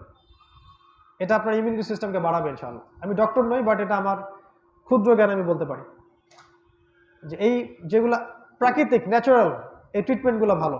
5 নাম্বার, আমার নাসিহা, আপনি চালিয়ে নিতে পারেন, আপনার ব্যক্তি স্বাধীনতা আছে, আপনারা চালিয়ে নিতে পারেন। আমার মত, ভুলেও ভ্যাকসিন নিতে যায় না, you will die. Before your তাকদির, এমন হতে পারে। আর এগুলোর ইফেক্ট আজকে বুঝবেন না, পরে বুঝবেন। একটা সময় এইসবের কেউ ধার ধারতো না, তারা এখন অনেক সুস্থ। আমাদের বাবারা, দাদারা, তার দাদারা জীবনে এগুলো নামও শোনে নাই, তাদের শারীরিক শৌর্য ক্ষমতা, ফিজিক্যাল মেন্টাল স্ট্রেংথ আমাদের চেয়ে 1000 গুণ বেশি শক্তিশালী ছিল। এই জেনারেশনকে একটা যুদ্ধে নামায় দিয়ে দেখেন না কি করে। আরেকটা বড় ওয়েপেন্স বলছি, প্রথম দিন থেকে আজকের দিন পর্যন্ত কয়েকদিন হয়তো মিস গেছে আমার, আল্লাহ ভালো জানেন কয়েকদিন, এটা আমার ইস্তেহাদ, সরাসরি কোরআন এবং সুন্নাহ এর দলিল নাই। সেটা হলো আমি প্রত্যেক দিন সূরা কাহফের প্রথম 10টা আয়াত পড়েছি। আল্লাহ পাকের খাস রহমতে কিছু হয়নি পর্যন্ত। কিসের ভিত্তিতে ইস্তেহাদ? আল্লাহ রাসূল বলেছেন সূরা কাহফের প্রথম 10 আয়াত যে ব্যক্তি মুখস্থ করবে এবং তিলাওয়াত করবে, দাজ্জালের ফিতনাও তার কোনো ক্ষতি করতে পারবে না। এই ফিতনা কি দাজ্জালের চেয়ে বেশি স্ট্রং? নিঃসন্দেহে কম। এই সেন্স থেকে আমি কাজটা করেছি, এটা আমার ব্যক্তিগত আমল, আমি কাউকে করতেও বলিনি। এইভাবে চাইলে আপনি কোরআন থেকে এটা পড়তে পারেন, আমার কাছে মনে হয়েছে এটা আমার কাজে দিচ্ছে, আলহামদুলিল্লাহ। আপনি চাইলে শেষ 10টা আয়াতও পড়তে পারেন। এখানে একটা কিয়াস আছে, কিন্তু দাজ্জালের ফিতনা থেকেও আপনাকে এটা বাঁচাবে, আর এই ফিতনা দাজ্জালের চেয়ে বড় বলে আমি মনে করি। আরেকটা কাজ করেছি, বিসমিল্লাহিল্লাযী লা ইয়াদুররু মা ইসমিহি শাইউন ফিল আরদ ওয়ালা ফিস সামা ওয়া হুয়াস সামিউন আলিম। এই দোয়াগুলো সকাল সন্ধ্যায় পড়া হয়েছে। স্বাস্থ্যবিধি মেনেছি, সমস্যা নাই, কিন্তু আমরা নামাজ ছাড়িনি, আমরা মসজিদকে ছাড়ি নাই, আমরা কাছাকাছি নামাজ পড়েছি। এটা কিভাবে বুঝাই আমি মানুষদেরকে যে মসজিদে আসলে এই সমস্যাটা হবে? যদি আপনি মার্কেট খোলা রাখেন, ঘুরে ফেরেন, তাহলে কোনো সমস্যা হবে না। আপনি বাসে ঘোরাফেরা করছেন, কোনো প্রবলেমস নাই। ইভেন কালকে দেখলাম এখানে একটা পলিটিক্যাল সভাও হচ্ছে, সেখানেও কোনো সমস্যা নাই। আপনি রাস্তাঘাটে সবাই ঘোরাফেরা করছে open, no distance, no face mask, কিছুই নাই। তো এখানে এটা ছড়াচ্ছে না, আপনি মসজিদে এটা ছড়াবে। How can this conclusion can be written? কিভাবে এই কনক্লুশনে আমরা আসতে পারি এখানে এসেই এটা ছড়াবে? আর খুবই অবাক লাগে, সবখানে সবকিছু চলছে, মসজিদে আসবেন দেখবেন লাইক মঙ্কিস, বানরের মতো একজন ওইখানে, একজন ওইখানে, একজন ওইখানে, একজন। আশ্চর্য ব্যাপার, কি একটা অবস্থা। অথচ আল্লাহ পাকের ঘর এটা, এখানে ফেরেশতারা ঘিরে রাখছেন। এই ফেরেশতারা ঘিরে রাখছেন, এটা আল্লাহর ঘর, এখানে আল্লাহর বারাকা রহমত আছে। এটা কি WHO বিশ্বাস করে নাকি? ও যেটা বিশ্বাস করে না, ওর সাথে আমি এখানে একমত করতে যাবো কিনা? আমার কি আইডেন্টিটি নাই? আমি কি মুসলিম নই? আল্লাহ রাসূলের হাদিস, এই যে দোয়া, কোরআনের আয়াত, ট্রিটমেন্ট, কোরআন তেলাওয়াত, এগুলো আপনাকে প্রোটেক্ট করবে ইনশাআল্লাহ তাআলা।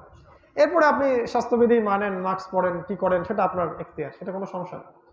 তবে আমি বলবো শহর কেন্দ্রিক জীবন ব্যবস্থা ত্যাগ না করতে পারলে এরকম বড় বড় ফিতনাগুলো থেকে আমরা বাঁচতে পারবো না।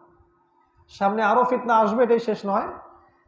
ঢাকাবাসীর জন্য একটা হাদিস, সেটা হচ্ছে বাইনা ইয়াদাই সাআহ, কিয়ামতের আগে আগে মুতানুন শাদীদ, অনেক প্রচুর প্রচুর লম্বা এবং বড়, মানে প্রচণ্ড রকম মহামারী ছড়াবে।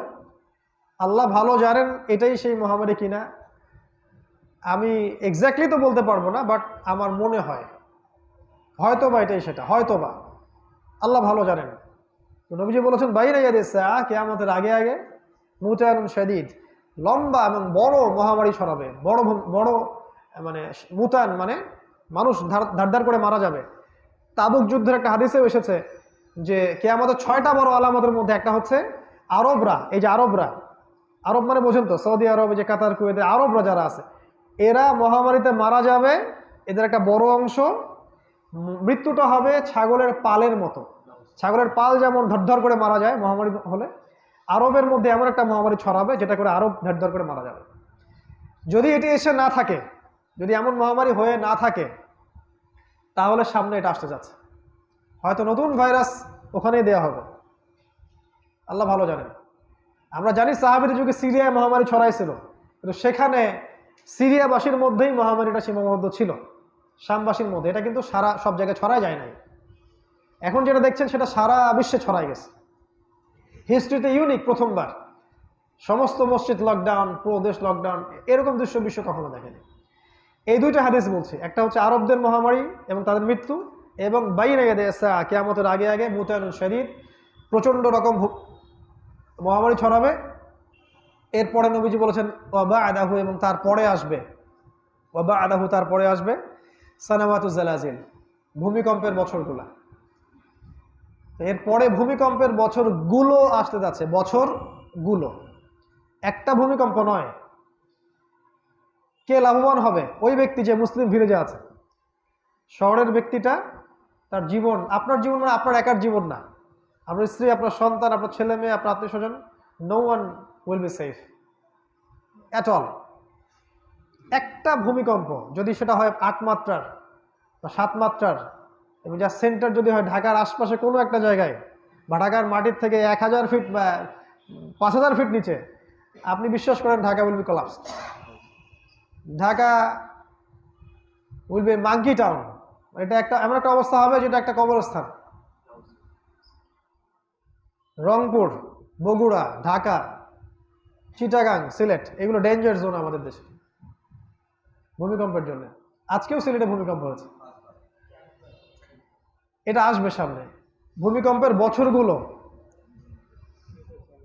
আরেকটা বিষয় হচ্ছে যে 3টা বড় বড় ভূমিকম্প তো হবেই।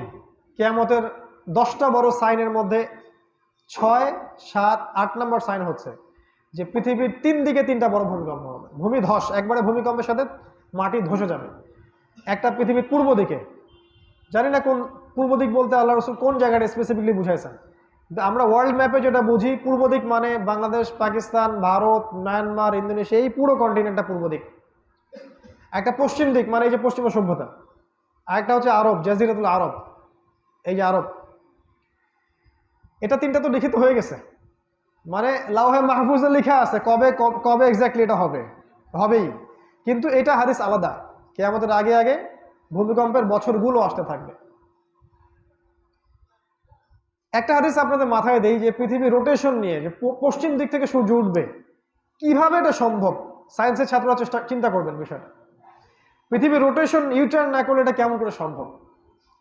যদি পৃথিবী রোটেশন ইউটার্ন করে তাহলে পৃথিবীকে কত ফোর্সে এটাকে তার গতিটা পরিবর্তন করতে হবে। ডিসকভারি চ্যানেলের যে রিপোর্টগুলো আছে এগুলো বলে যে প্রত্যেকটা ভূমিকম্পের ফলে পৃথিবীর যে গতিপথটা আছে এটা একটু করে হলেও সরে যায়। আমি সায়েন্সের স্টুডেন্ট ছিলাম অনার্স লেভেল পর্যন্ত, কিন্তু আমি এগুলোকে সাথে কোরআন হাদিস মিলাতে চাই না, ওগুলো আমার দলিল না আসলে। কিন্তু আমি শুধু চিন্তার জন্য বলছি যে এই ভূমিকম্পগুলো আমাদেরকে আস্তে আস্তে ওই বিষয়ের দিকে নিয়ে যেতে পারে, আল্লাহ ভালো জানে। যেমন দাজ্জাল যখন আসবে তার প্রথম দিনটা হবে 1 বছরের সমান। কিভাবে সম্ভব এটা? চিন্তা করেন একটু, একটা দিন হবে 1 বছরের সমান, কিভাবে সম্ভব? তার মানে কি পৃথিবী ঘুরবে না? অথবা গতিটা খুব স্লো হয়ে যাবে, নর্মালি ঘুরবে না। তারপরের দিনটা 1 মাস, তারপর 1 সপ্তাহ। নিঃসন্দেহে গতির উপর কিছু একটা প্রভাব ফেলতে যাচ্ছে পৃথিবীর। তাহলে আমরা আগের সেই 1400 বছর আগের যুগে আসলে নাই, আমরা এমন একটা যুগে আছি যে যুগের মধ্যে কিয়ামতের বড় বড় সায়েন্সগুলো আমাদের কাছে আনফোল্ড হচ্ছে। এই জন্য এই যুগ আর অন্য যুগের মধ্যে কম্পেয়ার করলে হবে না। যে অনেক মানুষ বলে যে এইসব আলামত আগেও ছিল, নতুন কিছু না, তাদের জন্য আমরা বিনয়ের সাথে বলবো যে লাস্ট 100 বছরে কিয়ামতের যত সাইনগুলো আমরা দেখেছি এগুলো লাস্ট 100 বছরে এইভাবে লার্জ স্কেলে কখনো ছিল না। 1 নাম্বার, আপনি লাস্ট 100 বছরে এত উঁচু উঁচু দালান কোঠা দেখতে পারবেন না। এটা কিয়ামতের বড় সাইন। নবীজি তার জীবনের শেষের দিকে কথাটা বলে গেছেন যে যাদের পায়ে কাপড় ছিল, জুতা ছিল না, গায়ে কাপড় ছিল না,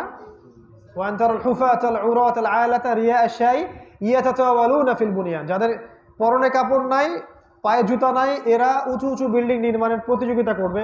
ফান্তাজির সাআ, তখন কিয়ামতের অপেক্ষা করতে থাকবে। এই দৃশ্য আপনি কিন্তু লাস্ট 50 বছরে দেখেন নাই এই দৃশ্যটা, এবং যেখানে যাবেন দেখবেন এই কনস্ট্রাকশন। লাস্ট 100 বছরে এমন অনেক কিছু হয়েছে যেটা আগে হয়নি। ফর এক্সাম্পল গ্লোবাল শিরক, বিশ্বজুড়ে শিরক আপনি দেখেননি লাস্ট 100 বছর। লাস্ট 100 বছরে বিশ্বজুড়ে জেনা, গ্লোবাল জেনা, পর্নোগ্রাফি আপনি দেখেননি। লাস্ট 100 বছরে মানুষ বিশ্বব্যাপী সুদ খাচ্ছে, এটা আগে দেখেননি। লাস্ট 100 বছরে এই জায়নিস্ট মুভমেন্ট ছিল না। লাস্ট 100 বছরে এই মুসলিমদের এরকম প্রত্যেকটা দেশে দেশে এরকম কচুকাটা অবস্থা ছিল না। বলবে যে তাতারিদের সময় মুসলিমদেরকে আক্রমণ করেছে বাগদাদ, এটা একটা নির্দিষ্ট জায়গায়, সারা বিশ্বব্যাপী হয়নি কখনো এরকম। আজকে আপনি যে কোনো কান্ট্রির দিকে তাকান, মুসলিমরা আজকে ডমিনেটেড। লাস্ট 100 বছর আপনি দেখবেন আবহাওয়ার এই পরিবর্তন আপনি দেখতে পারবেন না। এবং পৃথিবীর যে বিজ্ঞানীরাই বলে পৃথিবীর সামনের দিনগুলো আর আগের দিনের মতো গত দিনের মতো হবে না। বৈশ্বিক পরিবর্তন, রাজনৈতিক পরিবর্তন, এই পারিবারিক পরিবর্তনগুলা, সামাজিক অবক্ষয়গুলা, এই যে পেট্রোডলার রাজনীতি আগে কখনো ছিল না। আপনি দেখবেন না এই বিষয়গুলো লাস্ট 100 বছরে আনফোল্ড হয়েছে, যেগুলো আমাদের বড় বড় সায়েন্স, এগুলো নিয়ে আলাদা কথা বলা যায়। লাস্ট 100 বছরে আপনি ফ্যামিনিস্ট রেভলিউশন দেখবেন না, মহিলাদের ন্যাংটা হয়ে ঘোরার এই চিত্রগুলা। আপনি দেখবেন না গ্লোবাল মাদক, গ্লোবালি কেউ মাদক খায়নি, অনেক কিছুই 100টা পয়েন্ট আমি বলতে পারবো যেগুলো লাস্ট 100 বছরের মধ্যে নতুনভাবে আসছে, গ্লোবালি আসছে, যেটা আগে কখনো ছিল না। এগুলো আমাদেরকে সচেতনতার চোখ খুলতে শেখায়। আমরা যদি ওই সিলেবাসে পড়াশোনা করি, নূর অর্জন করি, শেষ জামানা সম্পর্কে সচেতন থাকি, এবং আমাদের একটা চোখ অলওয়েজ আমরা যদি ইসরায়েলের দিকে রাখি, আমরা সফল হবো ইনশাআল্লাহ। আপনাকে আপনার শত্রুর দিকে চোখ রাখতে হবে। কাইন্ডলি অনলাইনে মুসলিমদের দিকে চোখ না রেখে আপনি আপনার মূল শত্রুর দিকে চোখ রাখেন। কথা বুঝতে পারেননি? মুসলিম ভাইদের গীবত তোহমতের সময় অপচয় না করে মূল শত্রুর দিকে চোখ রাখেন, দেখেন ওর প্ল্যান কি, সামনে ও কি করতে যাচ্ছে। আমি বলছি ও আপনাকে ডমিনেট করবে সামনে, আমাদের কিছু হবে না ইনশাআল্লাহ, ইনশাআল্লাহ তাআলা ও আপনাকে ডমিনেট করবে সামনে। Israel will rule the world, Israel এই বিশ্বকে শাসন করবে সামনে। কেউ বিশ্বাস না করলে ও সেটা বাহাসে যায় না, আমিও যাচ্ছি না, বাস অপেক্ষা করার সময় বলে দিবে। আমেরিকা সরে যাবে বিশ্বের মানচিত্র থেকে, মুছে যাবে, ওকে সরিয়ে দেওয়া হবে এবং ওর জায়গা নিয়ে নিবে ইসরায়েল। অলরেডি সে নিয়ে নিয়েছে। আস্তে আস্তে প্যালেস্টাইনদের প্রতি নির্যাতন আরো বাড়তে থাকবে। ইসরায়েল সারা ওয়ার্ল্ডের পলিটিক্স নিয়ন্ত্রণ করবে, সারা ওয়ার্ল্ডের economic system, banking system, cryptocurrency সব ওর হাতে থাকবে। ওর হাতে খাবার থাকবে, খাবার, দ্য স্টেট অফ দাজ্জালের রাষ্ট্র। ওর হাতে মিডিয়া, প্রযুক্তি সব থাকবে। এমন প্রযুক্তিও লঞ্চ করবে সামনে যা বিশ্ববাসী কল্পনা করেনি, কোনোদিন কল্পনা করেনি। আপনি যত কিছু ইউজ করছেন টেকনোলজি, এর মূল সার্ভার ওর কাছে আছে, মূল কেন্দ্রটা ওর কাছে আছে। ওই যে আপনার অ্যাপলস, আপনার মাইক্রোসফট, সবকিছু ওদের, সবই ওদের ইন্টারনেট সেকশনের। যা ইউজ করতেছেন এটা কয়েক %, এর বাইরে ডার্ক অনেক ব্যাপার স্যাপার আছে। আইটিতে যারা পড়ছে ওরা জানে এগুলা। ও সারা ওয়ার্ল্ডের ফাইন্যান্স নিয়ন্ত্রণ করবে। শুনে রাখেন, ও সৌদি আরবের তেলকে নিয়ন্ত্রণ করবে। যদি আমরা না থাকি এক সময়, এই কথাটা যে বলে গিয়েছিলাম আপনাদের মনে পড়বে ইনশাল্লাহ, এই আহলে সৌদদেরকেও নিয়ন্ত্রণ করবে সামনে অচিরেই। ওদের অস্ত্রশস্ত্র, ওদের তেল, ওদের পলিটিক্সও নিয়ন্ত্রণ করবে। ওদের থেকে লিবারেট করতে ইমাম মাহদী আসবেন ইনশাআল্লাহ। ইনশাআল্লাহ তাআলা দেখবেন ও কাতার, কুয়েত, আবুধাবি, সমস্ত যে গলফ কান্ট্রিগুলো আছে, এদেরকে ওর নাকের ডগায় ছেঁচড়া দেওয়া হবে ইসরায়েল। এবং এটা দেওয়া উচিত অবশ্যই, আমরা খুশি হব ওই সময়, বিকজ তোমরা তোমাদের গাদ্দারির ফল পাবা। তোমরা দীর্ঘদিন যাবৎ উম্মার সাথে যে গাদ্দারি করে আসছো, এর ফল তোমরা ভোগ করবা ইনশাআল্লাহ তাআলা, কোনো সন্দেহ নাই। আপনি দেখবেন যে সে সারা বিশ্বের যে মিডিয়া, যে প্রযুক্তি, যে মারণাস্ত্রগুলো, এগুলোর ঘাঁটিতে পরিণত হবে। এবং সে এমনভাবে তার আত্মপ্রকাশটা করবে যেন ওর চেয়ে শ্রেষ্ঠ দেশ পৃথিবীতে কখনো ছিলই না। কারা করবে? ওই গুটি কয়েক ইহুদি যারা রেফিউজি ছিল, ওদেরকে প্যালেস্টাইনের আশ্রয় দিয়েছিল। পুরো প্যালেস্টাইন সে গিলে খাবে। ওয়ার্ল্ড ব্যাংকে সে সরাই দিবে, ওয়ার্ল্ড ব্যাংকে সরাই দিয়ে ও নিজের ব্যাংক চালু করবে। দেখেন, ও ডলারকে ফেলে দিবে, ডলার সামনে থাকবে না, দেখবেন নতুন একটা কারেন্সি সারা ওয়ার্ল্ডকে রুল করবে। এখন যেমন ডলার সারা বিশ্বে চলে, ইসরায়েল এমন কোনো কারেন্সি বের করবে যে সারা বিশ্বে চলছে। এগুলো আমরা আমাদের ক্ষুদ্র জ্ঞান প্রজ্ঞায় বলতে পারতেছি। এগুলো হলে আমি যে খুব খুশি হবে এমন নয়, এগুলো হতে যাচ্ছে, এটা আমাদের অনুমান, আমাদের আশঙ্কা। এগুলো থেকে আপনাদেরকে সতর্ক করলাম। এই সময় আমি কি করতে পারি, কয়েকটা পয়েন্ট বলে আমি শেষ করে দিচ্ছি। প্রথমত জ্ঞান অর্জন করতে হবে। দ্বিতীয়ত হচ্ছে আমাদেরকে জ্ঞান অনুযায়ী আমল করতে হবে, একটা দিন সময় নষ্ট করা যাবে না। তৃতীয়ত প্ল্যান ABCD রেডি করে রাখতে হবে। A ফেল করলে কি করবেন, B ফেল করলে কি করবেন, রেডি করেন, নিজে নিজে চিন্তা করেন, আমাকে জিজ্ঞেস করেন, মেইল করেন না যে আমি কি করব। 4 নাম্বার, হকপন্থী ওলামায়ে কেরামের সোহবতে জ্ঞান শিখেন। হকপন্থী সংজ্ঞা দিয়ে দিয়েছে, যারা দিনকে দুনিয়ার বিনিময়ে বিক্রি করবে না, যারা ইলমকে গোপন করবে না, যারা সৎ কাজের আদেশ করবে, অসৎ কাজেরও নিষেধ করবে, যারা সমসাময়িক বিশ্ব সম্পর্কে সচেতন, যারা দাওয়াহ এর সাথে জিহাদ ফি সাবিলিল্লাহর কথা বলে, তাগুদের এগেনস্টে কথা বলে, জায়নিসের এগেনস্টে কথা বলে, যারা হক প্রকাশে কাউকে পরোয়া করে না এবং হিকমা প্রজ্ঞার সাথেই হক হক প্রকাশ করে, যারা শৈথিল্যবাদী নয়, চরমপন্থীও নয়। হকপন্থী ওলামায়ে কেরামের সোহবতে দিন শেখেন, আমল করেন, দিন রাত নষ্ট করেন না, সময় নষ্ট করেন না, আল্লাহর ওয়াস্তে প্ল্যান ABCD রেডি করেন, পরিবার দ্রুত গঠন করেন, সন্তানদেরকে মানুষ করে যান। সম্ভব হলে প্রত্যন্ত জায়গায় ল্যান্ড কিনেন, আপনার টাকা পয়সা যেগুলো আছে এগুলোকে কাগজের টাকায় রাখবেন না। আপনি চাইলে রাখতে পারেন, আমার নসিহা, পরে যদি আপনার সমস্যা হয় আমাকে বলতে আসবেন না, তখন ওইসব স্কলারদেরকে বলবেন যারা আপনাকে কখনো বলে নাই। আপনার ব্যাংকিং সিস্টেম কলাপস করবে, পেপার মানির ভ্যালু হারাবে আর কি। আপনি গোল্ড অলংকার, গোল্ড কয়েন তো এখন নাই, পাবেন না। রূপা বা সোনা বা গবাদি পশু বা জমি এগুলোতে ইনভেস্ট করেন, ব্যবসা ইনভেস্ট করেন, আপনি বুদ্ধিমান হবেন ইনশাআল্লাহ। পরিবার গঠন করেন, মা বোনদেরকে পর্দায় রাখেন, সন্তানদেরকে মানুষ করে যান আল্লাহর ওয়াস্তে। হালাল অর্থনীতির দিকে চলে যান, হারামের দিকে থাকেন না। হালাল কিছু করে খান, কৃষিভিত্তিক কিছু করেন। শহরে যদি সম্ভাবনা থাকে অল্প সময় বেশি আর্ন করার, করে হিজরত করে ফেলেন, চলে যান। আর বলবো যে ম্যানুফ্যাকচার্ড খাবার খাবেন না, ফিজিক্যালি স্ট্রং থাকার চেষ্টা করেন, ব্যায়াম করেন, জিম করেন, ভালো খাবার খান, ফিজিক্যালি ফিট থাকেন।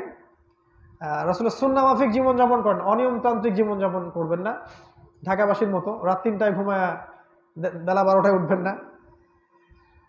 আরেকটা কথা বলবো যে সবার মাঝে ঐক্যের চেষ্টা করেন। আপোষে গীবত, তহমত, ফাসাদ ছড়িয়ে আসলে কোনো লাভ নাই। আমাকে ছোট করে আপনি কোনো ফায়দা পাবেন না। দিন শেষে আপনার হিসাব আপনাকেই দেওয়া লাগবে, আমার হিসাব আমাকেই দেওয়া লাগবে। আপনি আমার কবরে যাবেন না, আমি আপনার কবরে যাব না। আলটিমেটলি এই সময়ের মধ্যে ইসলামের বিরুদ্ধে শক্তিরা লাভবান হচ্ছে, আপনি আমি লাভবান হচ্ছি না। আর আপনি যেটাকে বড় জিহাদ মনে করছেন তার চেয়ে বড় অনেক কাজ আপনার সামনে পড়ে আছে। একটু জায়নিস্টদের এগেনস্টে কথা বলেন, তাগুদের এগেনস্টে কথা বলেন, একটু খালি পেট্রোডলার নিয়ে কথা বলেন, হ্যাঁ, আল্লাহর পথে দাওয়া, জিহাদ, কিতাল ফিসাবিলিল্লাহ নিয়ে কথা বলেন, একটু কথা বলেন দিন প্রতিষ্ঠা নিয়ে, খেলাফা নিয়ে, এগুলোতে সময় দেন আল্লাহর রাস্তায়। এগুলোও আপনার দায়িত্ব, মনে করা দিচ্ছে আর কি, এগুলো আপনার মূল দায়িত্ব। শুধু মুসলিম জামার মধ্যে মুসলিমদের নাম ধরে ধরে বের করে করে সবাইকে খাওয়ারেজ ফতোয়া দেয়া আর তাদের আকীদা ত্রুটি ধরা আপনার দায়িত্ব, শুধু এটাই দায়িত্ব নয়। আপনার আরো অনেক দায়িত্ব আছে। উম্মাহ আপনার কাছে অনেক কিছু চায় আপনাদের কাছে, ওইগুলোর দিকে ফোকাস করেন। এডুকেশনাল ট্র্যাকটাকে নিয়ে কাজ করেন, যেটা আমি বারবার বলছি, সিলেবাস নিয়ে কাজ করেন, মাদ্রাসাগুলোকে নতুন করে গড়ে তোলেন, এমন আলেম প্রডিউস করেন যাদেরকে দিয়ে আগামী বিশ্ব নেতৃত্ব আশা করেন ইনশাআল্লাহ। এবং আমভাবে সব মহলে দাওয়াত দেন, সরকারকে দাওয়াত দেওয়া যাবে না, অমুক তমুক এরকম চিন্তা করবেন না। আল্লাহ পাক চাইলে ওদের মধ্য থেকে উমর হামজাকে বের করে নিয়ে আসবেন ইনশাআল্লাহ। এই জন্য সবার মধ্যে আমভাবে দাওয়াত দেন, কাউকে আন্ডারস্টিমেট করার দরকার নাই। শৈথুল্যবাদীও হবেন না, একদম এক্সট্রিম চরমপন্থীর লেভেলেও যাবেন না, মধ্যমপন্থী থাকেন ইনশাআল্লাহ তাআলা। আল্লাহ পাক আমাদেরকে আমাদের জানমাল, সময়, শ্রমগুলোকে দিয়ে আল্লাহর পথে কাজ করার তৌফিক ইনায়াত করুন। আমরা দোয়া করি আল্লাহ পাক আমাদের সবাইকে কোরআন সুন্নাহর গভীর জ্ঞান অর্জন করার তৌফিক দান করুন। আল্লাহ পাক আমাদের সবাইকে জানা অনুযায়ী আমল করার তৌফিক আল্লাহ পাক দান করুন। আল্লাহ পাক নূর দান করেন, আমাদেরকে বাসিরা দান করেন। আল্লাহ পাক আদর্শ পরিবার আমাদেরকে গড়ে দেন, আমাদের সন্ততিদেরকে মানুষ করে যাওয়ার তৌফিক আল্লাহ পাক দান করেন। হালাল রিজিকের আল্লাহ পাক ব্যবস্থা যেন করে দেন। আল্লাহ পাক আমাদেরকে রাসূলের সুন্নাহ মাফিক জীবনযাপন করার তৌফিক দান করেন, শারীরিক শক্তি দান করেন, মানসিক শক্তি দান করেন, আগামী দিনগুলোর জন্য প্রস্তুত থাকার তৌফিক দান করেন। সর্বোপরি এই উম্মাহকে ঐক্যবদ্ধ করার তৌফিক দান করেন। এবং যারা উম্মার ঐক্য নিয়ে কাজ করছে, যারা হকপন্থী ওলামায়ে কেরাম, তাদের সবাইকে আল্লাহ পাক হেফাজত করুন। তাদের জান, তাদের মাল, তাদের ইজ্জত, তাদের পরিবার, তাদের সম্মান আল্লাহ পাক হেফাজত করেন। বিশ্বের প্রত্যেকটা জায়গায় যেখানে মুসলিমরা আজকে নির্যাতিত, নিপীড়িত, প্রত্যেক মুসলিম ভাই বোনের ইজ্জত, সম্মান, আব্রু, ঈমান, আমল সবকিছু আল্লাহ পাক হেফাজত করেন। আল্লাহ পাক সবাইকে জান্নাতুল ফিরদৌসের জন্য কবুল করেন। আল্লাহুম্মা আমিন। আকুলু কওলি হাযা আস্তাগফিরু লি ওয়া লাকুম ওয়া লিসাইরিল মুসলিমিন বারাকাল্লাহু লানা ওয়া লাকুম বিল আয়াতিল হাকীম। ইন্নাহু তাআলা জাওয়াদুল কারীম ওয়া রাউফুর রহিম। আসসালামু আলাইকুম ওয়া রাহমাতুল্লাহি ওয়া বারাকাতুহু।